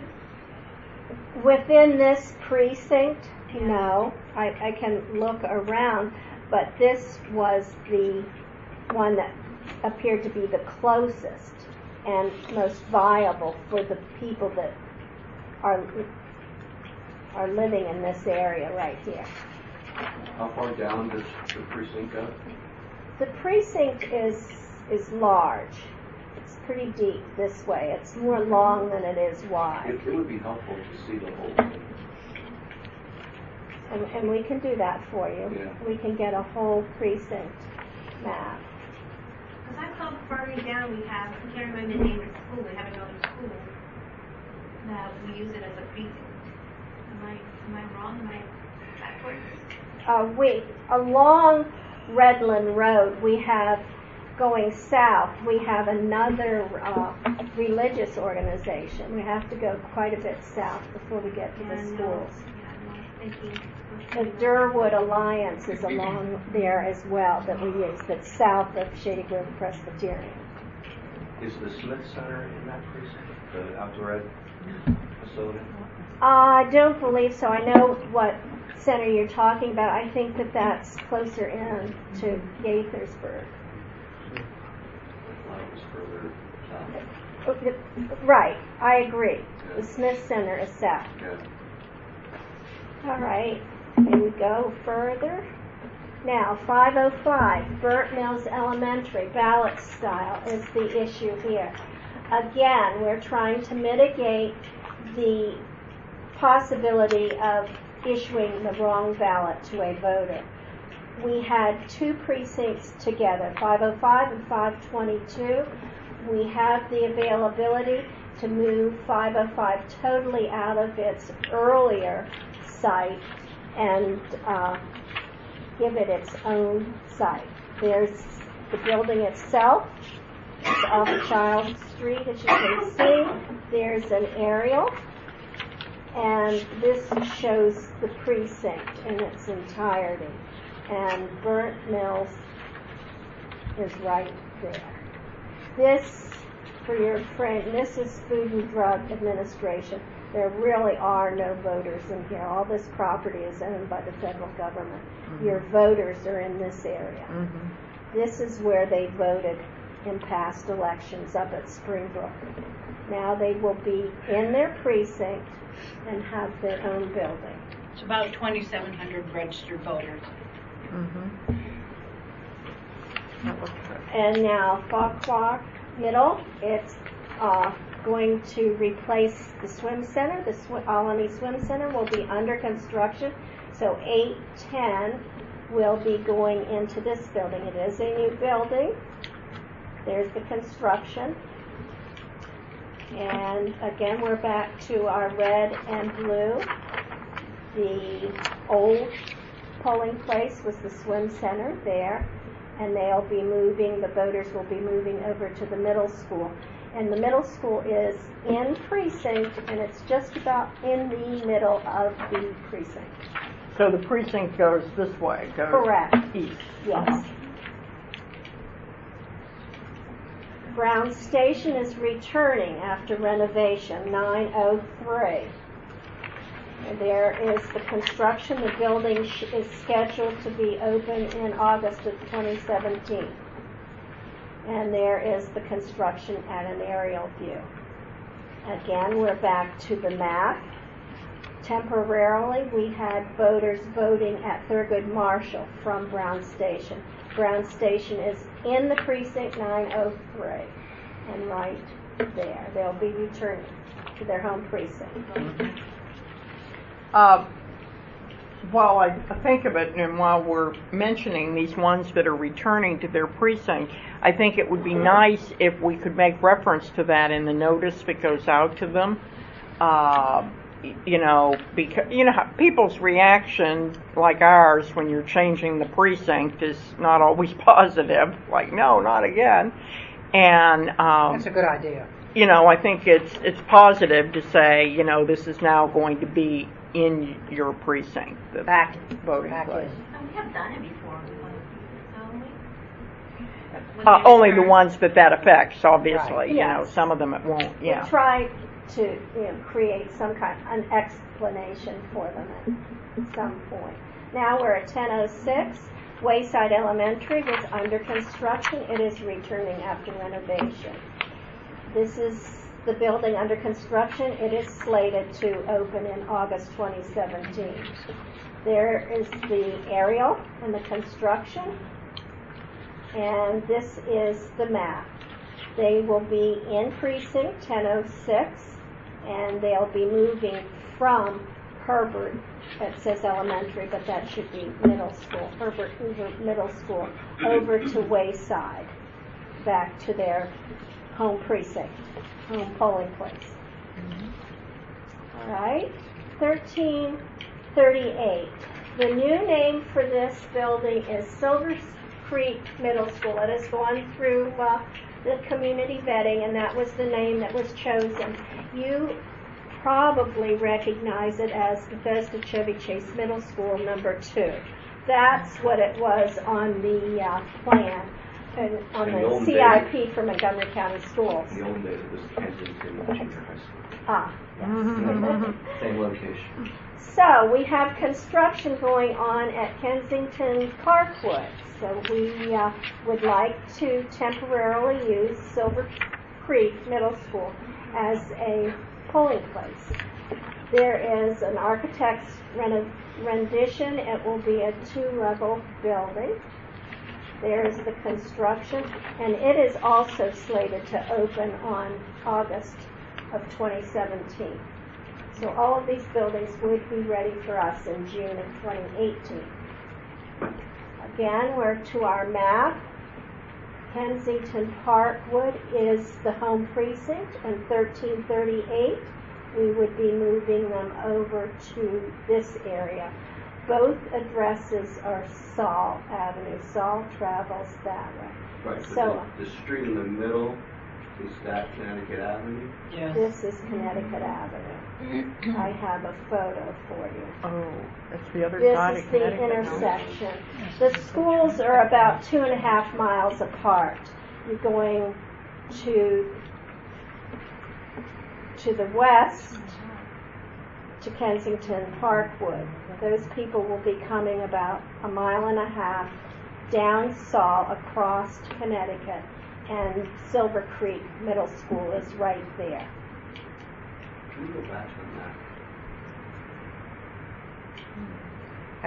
Are you going to put on those cards temporary change? When we put them in those proportions, it looks deceiving, but it is about it's less than 2.5 miles between the blue and the red star. Are there no other options in the precinct? No, unless we go to something private. We could look at something private, see if we have some churches in the area. So the precinct does encompass both sides of Connecticut Avenue. No. No, it does not? No. Oh. Connecticut's the dividing line. This is okay. the precinct boundary. Yeah. Where's the Cedar Lane Unitarian Church? It is south. It's down in this area. No, to the left. Is it to the Yeah, left? yeah.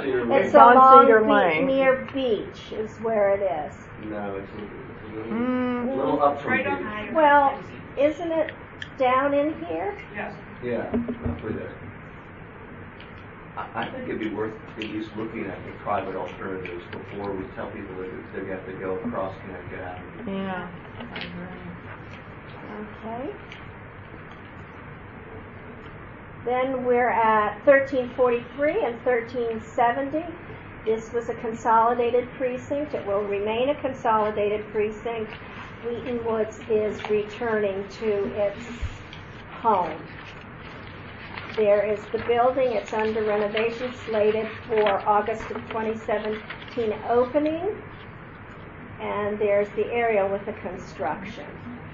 Wheaton Woods is the Red Star. And we were at Aspen Hill temporarily. They will be back home in their precinct, and 1370, the small precinct, will also vote with 1343. Now, this was originally two precincts, 1367 and 1368, and as you recall, we merged the two together and we were voting at Tacoma Rec. We have been working with the City of Tacoma Park and Cristo Rey High School for a precinct. I have a meeting with them in the middle of this week, and it looks like it will happen. So we are proposing to split 1368 into two precincts now. It will be 1367 and 1368 as it was originally. That is the entrance to Cristo Rey. It's the aerial. There is lots of parking, and along Larch there is street parking. This is New Hampshire, and the rec center is just slightly above there, about a half of a block. Do we know how many parking spaces? Is that on here? No, the parking was not on this particular one. The green line is the original line, and that is what we're proposing to do, go back to the original boundary lines.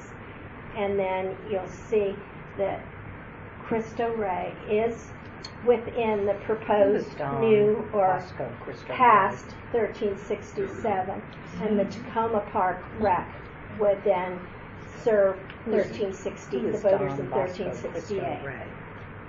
I believe Don Bosco And that's it. is a saint in the Catholic Church. He started. Chris, let me just ask you a quick question. Yeah. The total as voters of 53117. Pardon? You have the total voters as of 53117. The total Which one? numbers. I'm sorry. Yes. What was Is the that including the movement of like Clarksburg Elementary School would reflect the total together, like them moving to that precinct? Are we talking about? So I'm looking at Clarksburg High School. The Yes. total number is 3464, correct? Yes, that's the that voters. That includes the voters moving from Clarksburg Elementary School. Mhm. So that would be the total for 2018. That's the total number of voters in 208. Yes, so they Okay. would be moving out of the elementary into the high school. And Mr. Shalek, I believe. Yeah, Barbara, did you want to? Was Candlewood Elementary School is about 4 minutes south of Shady Grove Presbyterian. I don't know if that was the one you were trying to think of. What was it, going north? Well, Yeah, that's not that. Yeah. Candlewood's a good idea. we Yeah, that's used the one I was trying to- Candlewood already, and Candlewood putting two larger populations in an elementary school sometimes can become challenging. Plus, we And need to we've confirm confirmed what the ballot styles style would are. be. So, because we certainly don't want How many voters do we incorrect have? ballots in. In Candlewood, I can't say Yeah. off the top of my head. And it might be worth exploring to see if it's the same ballot style. Okay, we'll look into that. Good job. Thank you. This is a lot of Well, work. Good job. Yeah, Thank very you, nice. Jackie. We need to go on, though. We need to go I'm not done. Okay. I am not done with you folks. Okay. That was very well you. said. Thank you for the comment. I would like to make a comment, and I understand the difficulties and whatever, but there's something wrong when there's three precincts over 3,000 people and one that is 636 that are two precincts. And you just need to kind of keep that in mind.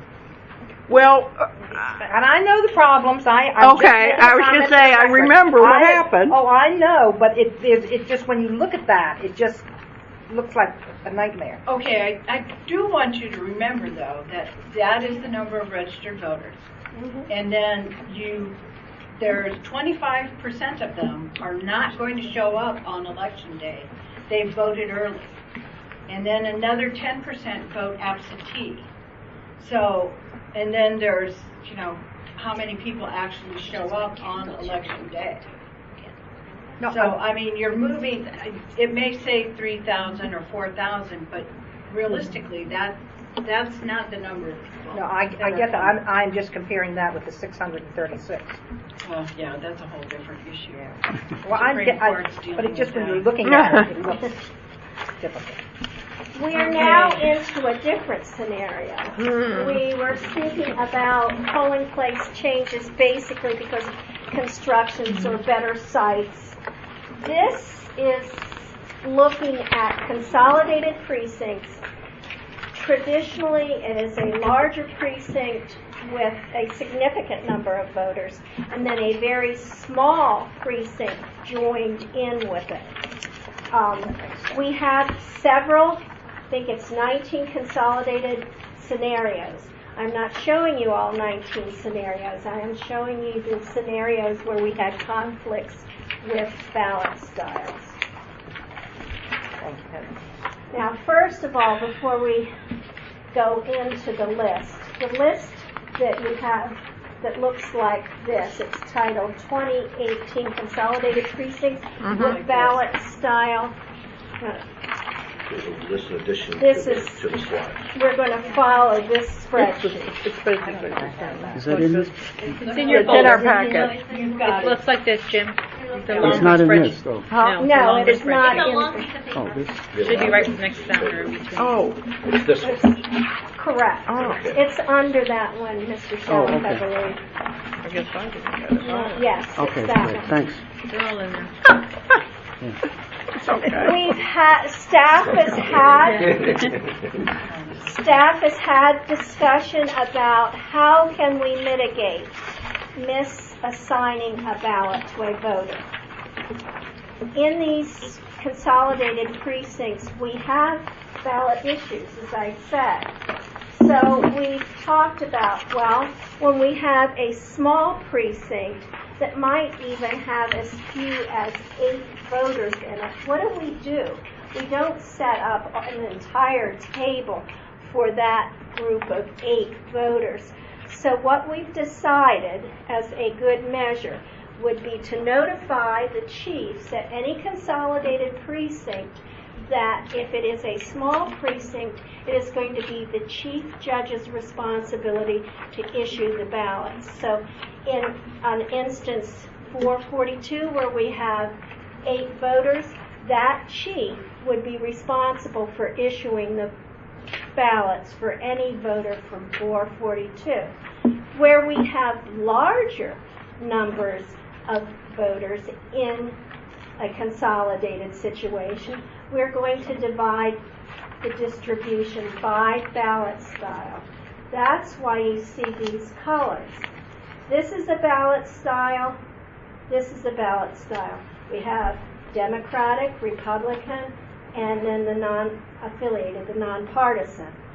This is a different ballot style with the 3 tables, Democratic, Republican, and nonpartisan. When a voter comes in and checks in, it will be the responsibility of the check-in judge to designate on the back what precinct that voter would be voting in and what ballot style. Then that check-in judge would say, please report to the purple table. Please report to the green table if it was appropriate for them to vote this particular style. So when we have larger numbers, over 200 voters, we're going to divide the ballot styles between 2 distribution areas. We're hoping that that will mitigate any misassignment of ballot style. So what would you do at Twinbrook then when you have 4 different styles? Twinbrook, it depending, if you look at that, Twin Brook Elementary. The last two numbers, 440 and 443, are the two small precincts. Precinct 440 has 128 voters.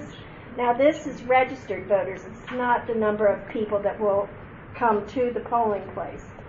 And then 443 has 26 voters. Any of the bolded numbers as you go down through the spreadsheet are very small.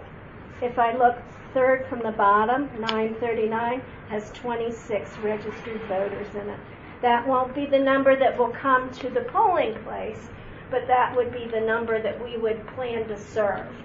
No, but I guess my question was, are you going to make the chief judge responsible for those 26 voters, like you did at Robert Frost? Yes, all of the chiefs would be trained on these very small scenarios.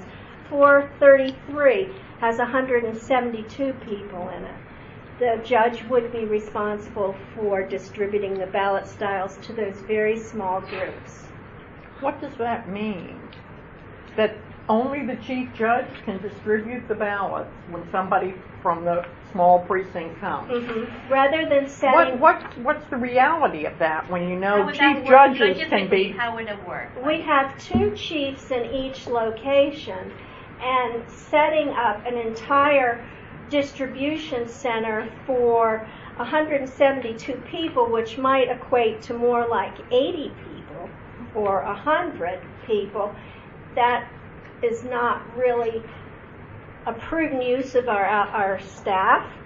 So we feel that the chiefs could handle the distribution of to 100 So they walk up to people a, or they walk up to 20 a poll people. book, and whoever's at the poll book calls the chief judge. Would notify the chief that there's someone here from 440, for instance, and then the chief would know which ballot Do to they look up that distribute. name on the poll book?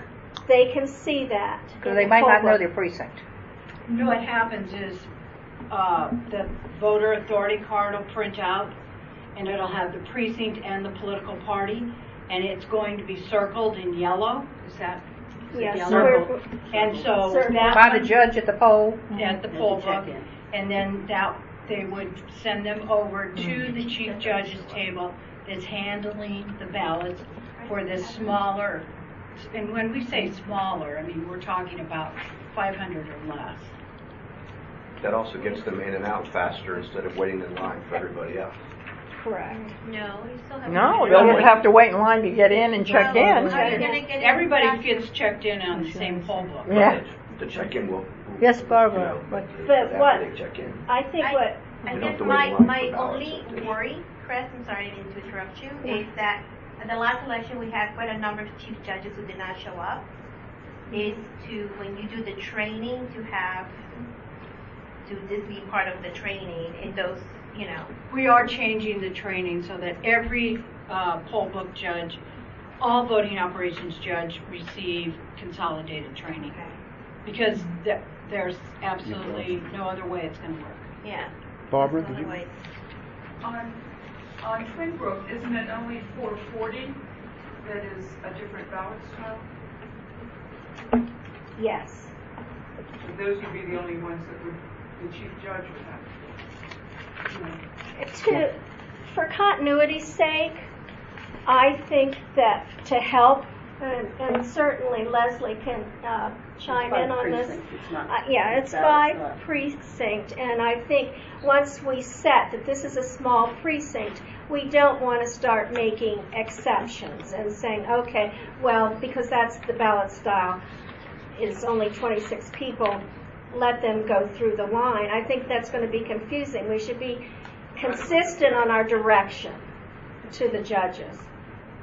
I thought it was the Ballot ballot style. style that you're most concerned about, Concerned not with, putting out the yes, well, correct one. this can be up for discussion. But Leslie seems no, to think the thing is, what we've learned since that last election cycle is that for the specific election, as the ballot is scanned, it does. I wish Janet was here. It does. She's here. Can you want to explain what happened when they did not hand out the correct ballot style for that specific precinct, because it goofed up our numbers. Yeah, for the publication, it was 2 or 3 precincts that had over 100% voter turnout because it was consolidated and they gave the wrong ballots to the voters.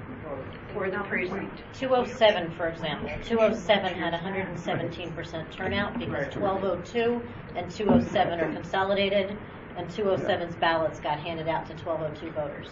So we have to make a distinction on election day. Not early voting, but for election day. So we cannot they cannot hand out incorrect. We've got to train them we need to train the election judges to hand out the correct ballot style to the precinct. By precinct, yes, thanks, Leslie. Now, we're back to maps again. This is the scenario on line 1 of your consolidated spreadsheet. And we're talking about bringing 33 down to Garrett Park Elementary School in 408. 33 has 172 voters, and the difference there is the legislative. The colors in your packet will show whether it is a congressional or a legislative or a council district issue. And it does that on your CCD, stands for County Council District. Now we're on to 408 and 4. Chris, I we think you're just on. did that. I think you go back to your first one. I think it was a different combination. That was the original one. And then this is the map for the 433 and the 408.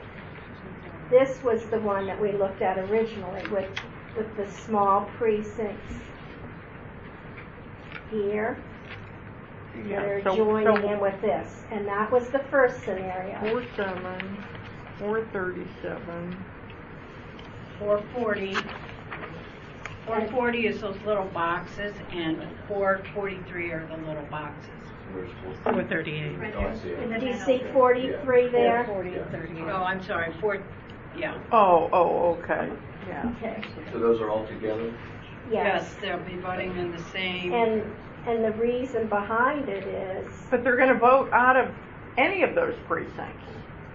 that group of people has an individual ballot style, and the number is so small. 443, it's 26 voters.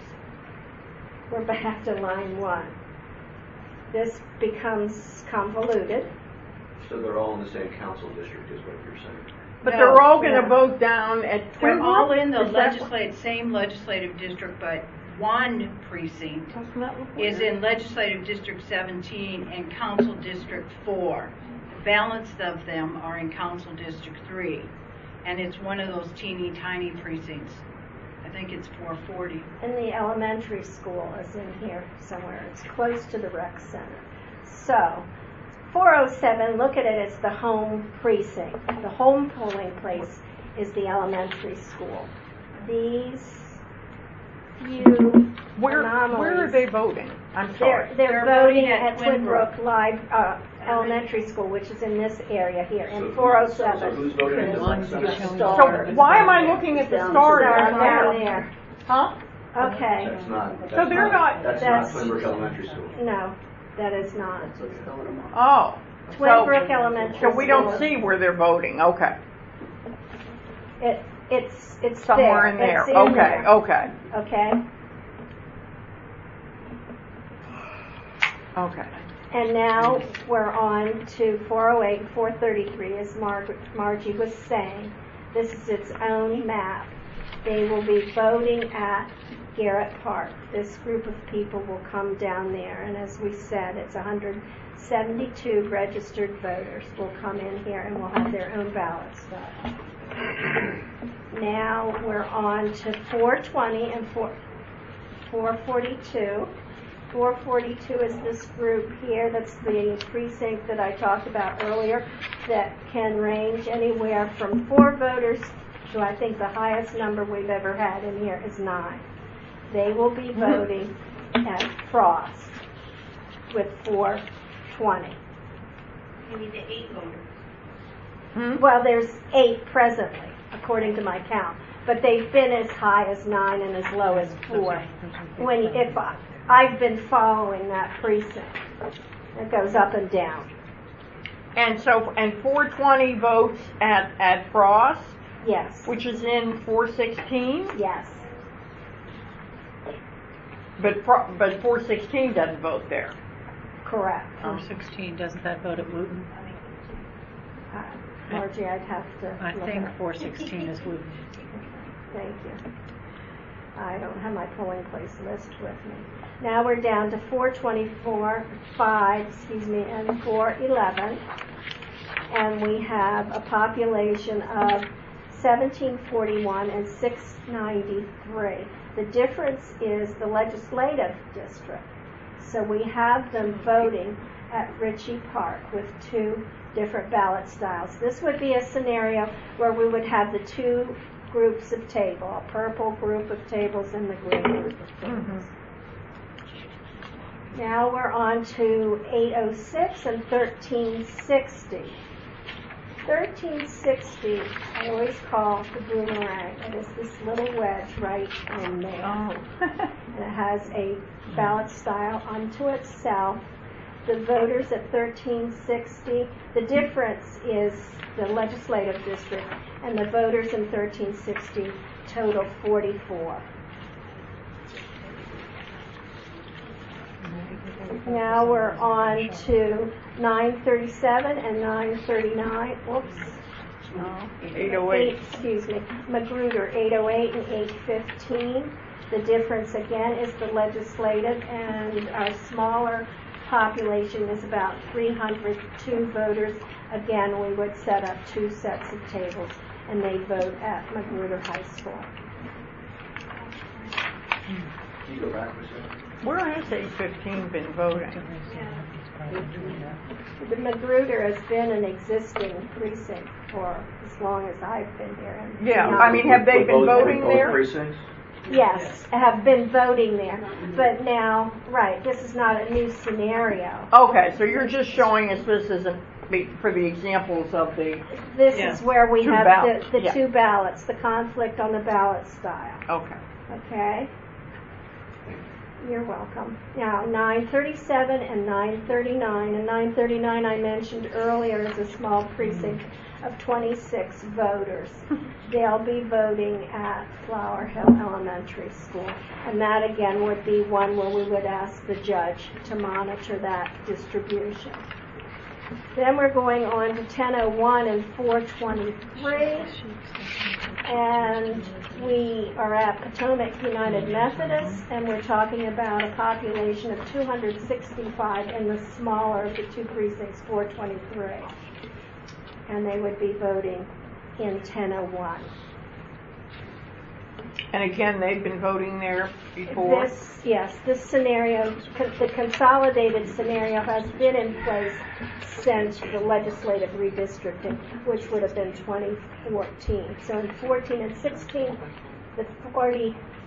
this small precinct that was created here has been voting here. The difference is in the 2 council districts, 1 and 3. Isn't 602 closer to them? 602. But it's a different polling, it's a different council district. No, We but could 1001 is also a district. We could send them to 602. I can't speak to where the precinct is right now, but the decision was made because of the boundary is legal here, the boundary is legal here. For them to go south or east or west. Because it's pretty shut for them, going all the way down. Potomac United Methodist Church. And then 1202 and 207. 207 is the smaller precinct of 96 voters. The difference is in the legislative makeup. It's between 14 and 15, legislative 14 and 15. We have them voting at Baker. This is 207. These people come over to Baker to vote. That is the consolidated scenario. Thank you. You're welcome. Thanks, Jen. Yeah. We're going to turn on the lights, and we have one more situation to address. I will say that with Margaret's approval, in July, we will put together a PowerPoint for you on these. Right now, we do not have a PowerPoint. We met with Montgomery County Public Schools on Friday. There are several buildings that are going to be under some form of maintenance or construction for 2018. We sat with them to see how we could arrange that everyone was able to stay in their precinct or their polling place if at all possible. What the results of that conversation was this spreadsheet, 2018 Montgomery County Public School construction. It's all black. This one. Yep. And as I say, we'll put together a PowerPoint. These locations will need to be vetted. Precinct 720 was normally and is usually voting in Ashburton Elementary School. There is an addition going on. It will not be available in 2018, so we propose to go over to Davis Library. 701, 708, Bethesda Chevy Chase High School is an addition. We're trying to work out logistics there, and it will be an issue with parking. Do we know how many spaces are affected? It's a huge parking lot. It's a huge addition. We need to talk to the school system a little bit more, and we need to talk to Our Lady of Lourdes Church in terms of will they give us access to their parking. Were they joining? The parking Pretty back close. is Yeah, okay. Pretty close. Okay. Or Yes. we may have to split these precincts up and do something else. The school system's recommendation was for the Board of Elections to rent hotel ballrooms. A hotel ballroom? You're going to transfer us the money to do it? That's what it kind of. The band This too. is after they selected the dates for the election, and Which they wanted the hotel election in in June. Yes. Oh, okay. Which Yes. hotel are we going to rent? The Hyatt Hotel was There's a right Hyatt, on the street. there's a Yeah. Hyatt right down, And how about Yeah. parking? down east-west. Okay. It's got a Where's bar. parking from? And there's different alternatives out at Bethesda Chevy Chase. We could use a different polling room on the other side of the building, which might make the access better. This is in discussion. We have to arrive at something that will be best for that location. 518 is Burtonsville normally, and that is basically the addition and the accommodations for the Board of Elections is pending, but we do have Paint Branch High School as an alternate if we need to go. In 1338, we already discussed Kensington Parkwood is under addition. They say it's firmly unavailable, so we'll be going to the Bethesda Chevy Chase Middle School or the newly named School of Silver Creek. 1346, Lucy Barnsley is a firm unavailable, and we have Bauer Rec Center that we could use temporarily in 2018. 719 North Bethesda Middle is pending. MCPS is trying to work with us, but we do have the alternative of going to Wingate Elementary School. 1321 Tacoma Park Middle School, that's pending. We're working with the county on that, hoping to have that school available in 2018. 715 Pyle is a firm unavailable, so we could move to Burning Tree Elementary School temporarily for 2018. Can I ask something? These ones where you're proposing where we would move to, is there no other voting currently in those places? Correct. So they won't be consolidated? Right, it won't be a shared facility. Okay. These happen to be buildings that we just are not presently using for polling places. 1202 and 207 is Baker. We discussed Baker and the consolidated issue. We have HVAC issues out there, but we're going to be able to use that building. So we will be going to Baker in 2018. 515 is Cloverly, and that is our normal home polling place. We'll be voting in 2018 in Ross Body Rec Center. 1205 Damascus High School is HVAC. That's been resolved. We will be able to have the high school. 601 Jones Lane Elementary. That's pending. They're trying to work with us on that, but we do have the alternative of asking for a lease at Our Lady of Visitation Church. We have used Our Lady in the past, so I think that they would be willing to host us again if need be. 101/814, that's a consolidated, it's an HVAC issue and it's been resolved. We will have the building. 801 Olney Elementary School HVAC has been resolved. We will have the building. 605 Quince Orchard High School HVAC has been resolved. We will have the building. 1204 and /209, that's a consolidated Lois Rockwell HVAC. We will not be able to go there, so I'm suggesting that we use Cedar Grove Elementary School for that location in 2018. 1350 is Sligo Creek Elementary School. It's pending. It's an HVAC issue, and they tell us that they have to work with Purple Line, which will be extremely difficult to be able to have that timeline adjusted, and it will cut into the parking. I'm suggesting that we Purple Line go. was out of money. I know. We go to Highland View. That will be a shared location. We will be putting 2,181 voters potentially at Highland View to vote with the voters that are already assigned at that polling place. Chris, what is the Purple Line issue there? They're going to, according to the construction director, they'll be pulling up and excavating right in front of this building somehow. I can't envision That was the just building the Purple is, Line was just stopped again. Yeah.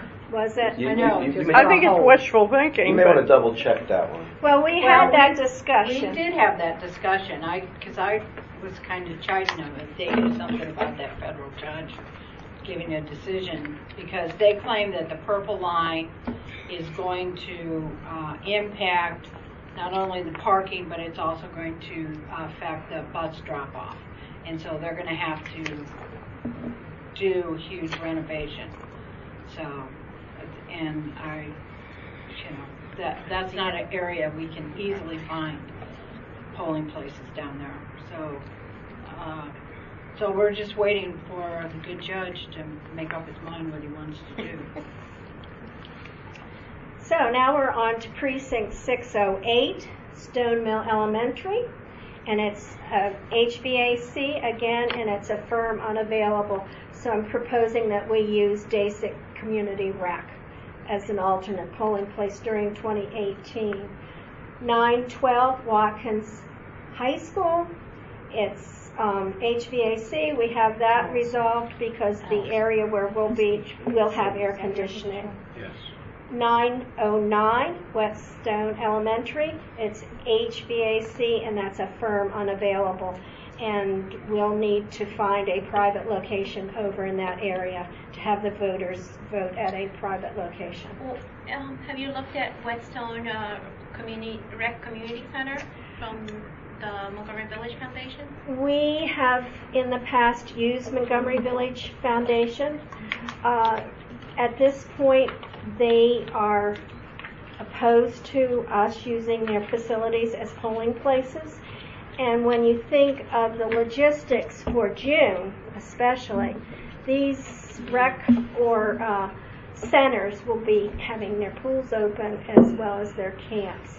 We just don't think that we have even a chance of asking for They've those not been very facilities. responsive so far. Like, You're being so nice.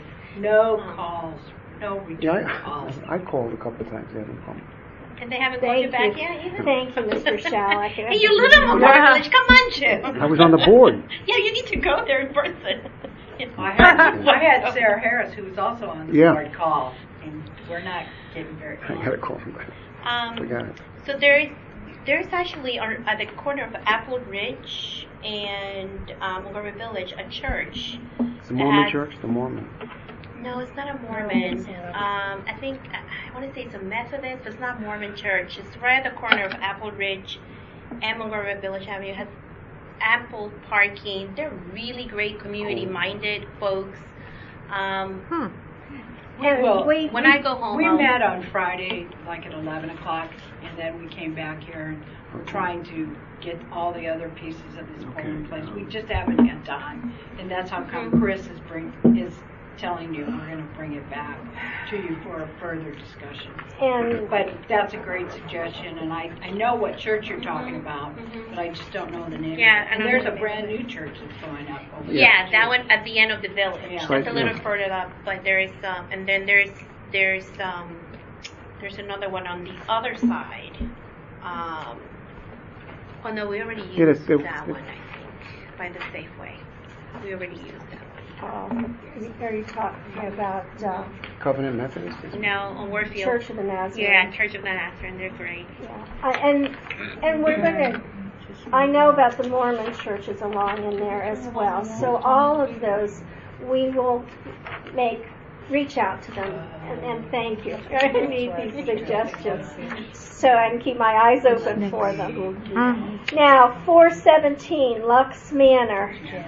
These last three are somewhat odd. They're going to be under renovation, but they have, because of funding and because of construction schedules, they haven't decided exactly when these buildings are going to come offline. It might not be until December of 2018. If that's the case, which that's my hope, we'll have those three buildings available for us. But we When have will to they work. They're going to work with us, and later in the summer they said they should have a And supposedly, they're also going to request public input. So if you live in this area or might be impacted by this, or have a political party that might be impacted by this, you might share that they may want to go to the public hearing that the school is having about when this renovation is going to occur. I guess that would be me. It'll make us really popular to go in and suggest delaying their construction. Just till December 1st. Just a little bit. It's not like For the I mean, look Lux at all Manor these places that were precinct, accommodated. was consideration given to Tilden Center, which is a stone's throw from Lux Manor Elementary? We use Tilden Center. Yeah, Yeah, I know you use Tilden Center, but isn't it the same voting style? Well, Tilden Center has a school, a private school in the Right. building. Yeah. And so the only part of the building that we have is the all-purpose room, which that private school does not use for whatever reason. They don't use that room. So we kind of go in the back of the building and use the all-purpose room. My first initial reaction would be to put two precincts in that smallish all-purpose room would be difficult, as well as we're sharing parking with the private school up front. Well, but then and they're still in school. Yes, they On conduct election day, class that's- while we're voting. Right, but on the other hand, the vast majority of voters in that, maybe not the vast majority, the majority of voters in that precinct will be crossing Old Georgetown Road to get to the Aquatic Center, which also is not going to be a terribly large location either. That one has, And that with parking suggestion, issues.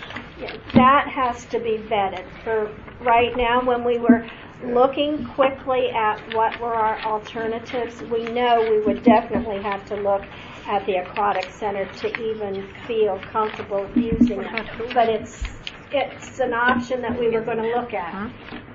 Yeah, it is. Yeah, I would hope that the Tilden Center option would remain on the table. I mean, obviously the best option would be in Luxembourg. Yes. Yeah. Okay, well, thank you for your patience. I know it was a lot Can I to just have give to you talk about. one small suggestion on the Lois Rockwell Elementary School going to Cedar Grove Elementary School? Yes. I just saw the number of voters for that precinct. Yes. I know Cedar Grove very well. Mm-hmm. And there's some issues with accessibility and there's some issues with parking at Cedar Grove. And there's no street parking because it's on the main road. 27. It's on 27. So I was going to suggest maybe looking, since you have plenty of time, maybe looking at the Damascus Rec Center as an alternative, which is like less than a mile from Cedar Grove. We will.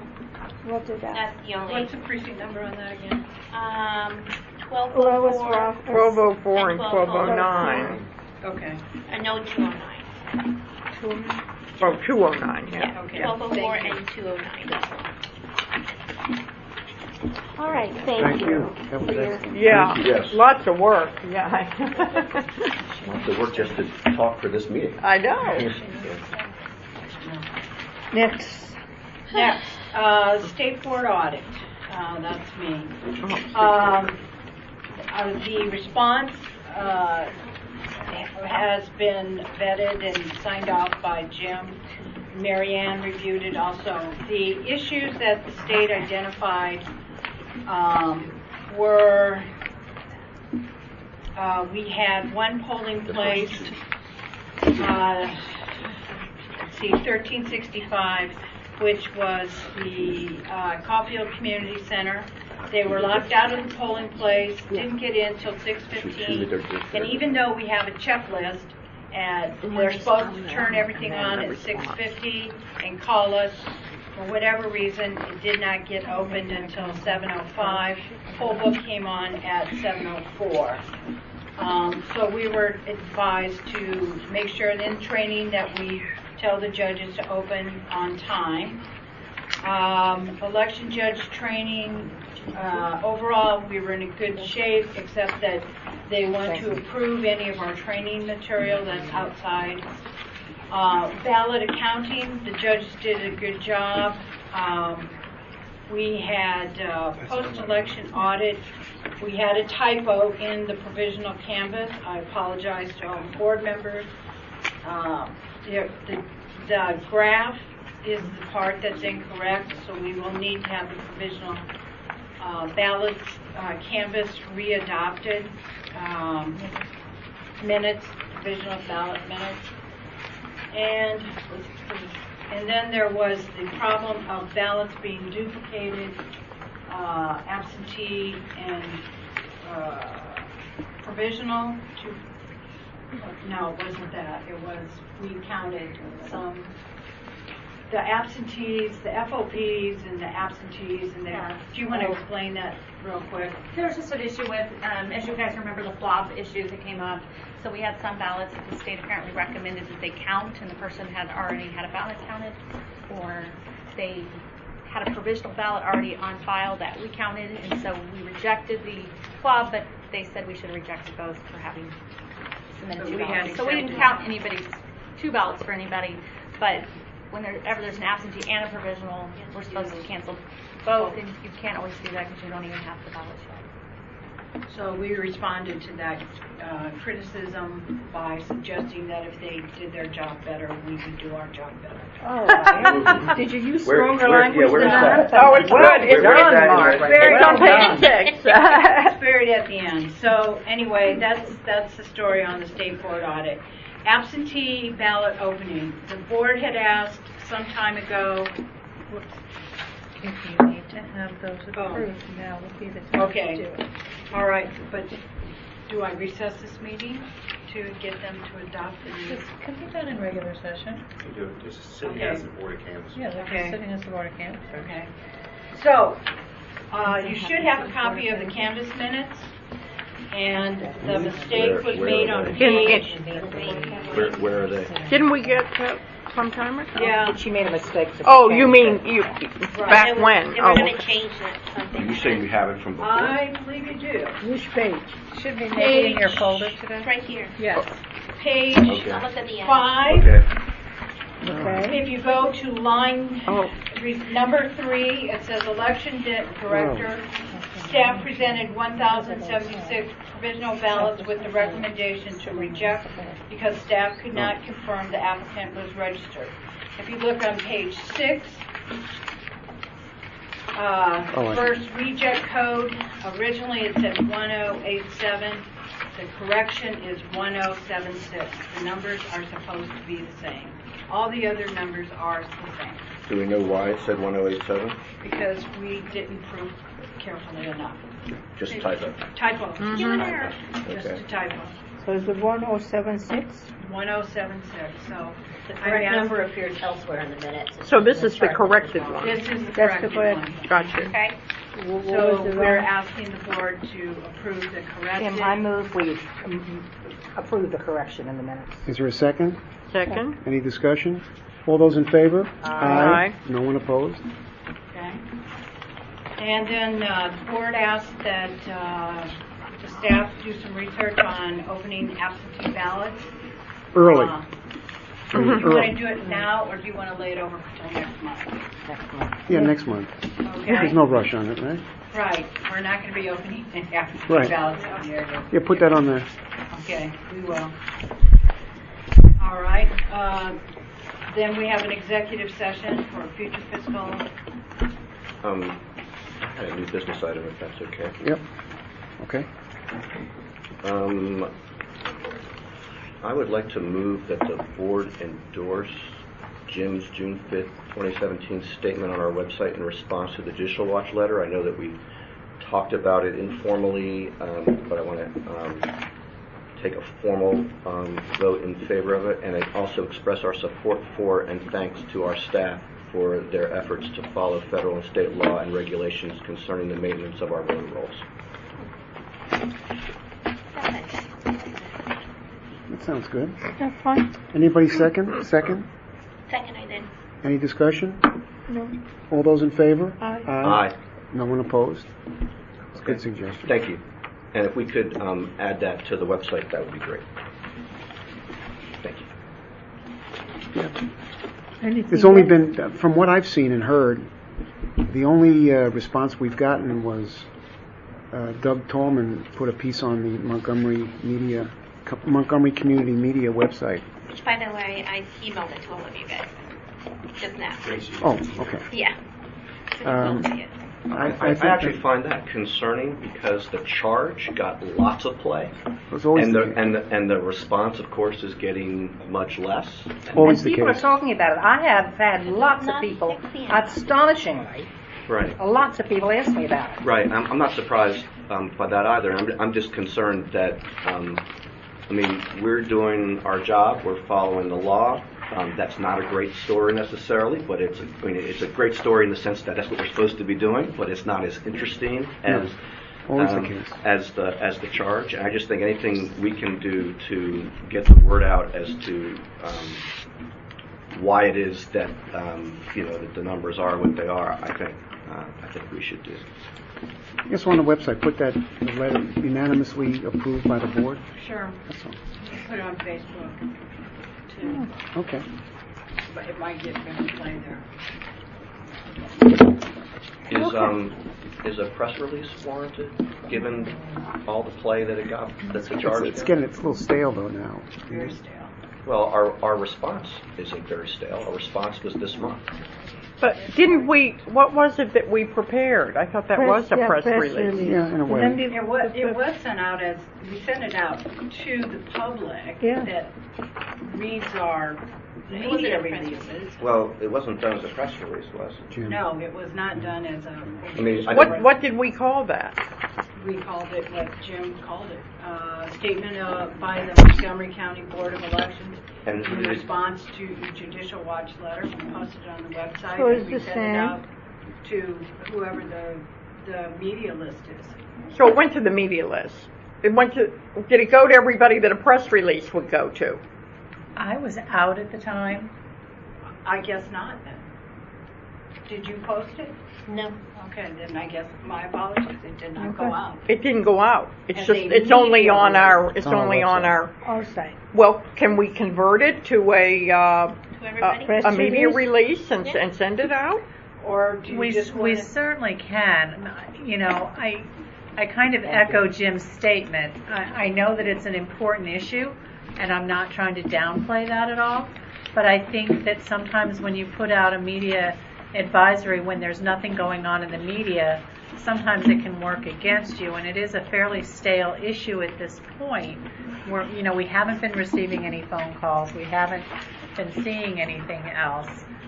Certainly, we will do what the board directs us to do. But I just think that Do you want us to this send it is to several Bill weeks Turk? old. Well, I mean, the thing is, we received a lot of attention at the time, and I think all of us received inquiries from people like, gee, what's this, you know? We had as many people speaking Yeah. at a board meeting as we ever have outside Very of early negative. voting. Yeah, and this is our response. We purposely wrote something that was geared to the general public just because the formal response was much too legalistic, so that your eyes didn't glaze over. And my assumption, I thought that was geared that it was going out. No, it did not. Mr. President, someone who works with the media all the time and who does communications, I would suggest highly that. Sorry? As somebody who works with the media a lot and does communications, I would suggest highly that we send this out to our media database, so that way everybody who is here knows fully our response. And not everybody reads Montgomery County media as a major source of media. With all due respect, I have a show there, but not everybody. I had it for 15 years, but not everybody sees it as a main way of getting information. And I don't think any harm is there. I think it's transparent. Is what we all thought, and there's no harm I done. have no one way or the other. So it didn't even go to Bill Turk, who wrote the article in the Post about it. No. Oh, I'm shocked, folks. I got to tell you. No, it didn't. I mean, yeah, this should go out. Okay, it'll go I don't on see any harm. tomorrow. Thank you. Okay. All right. Executive session? Executive session, we don't have to vote. You say we return to it? We have to No, that I think I brought it up. no, I just need, no, because all I need is, agreement to go forward. I don't need an official vote Yeah, for this. we- So we you can finish adjourn and then. Public, then we go just to adjourn it. executive session now. Yeah. You made a Executive motion? session to discuss The budget. So can I clarify, is that your motion?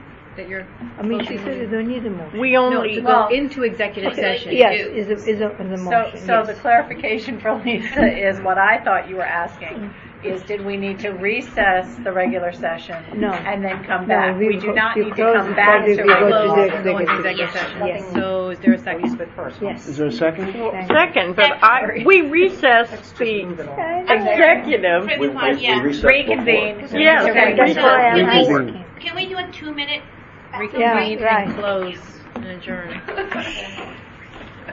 So we're closing the regular and reconvening the executive. Right. And that was a second, and there was unanimous vote, correct? Yes. Okay, thank you. Yep.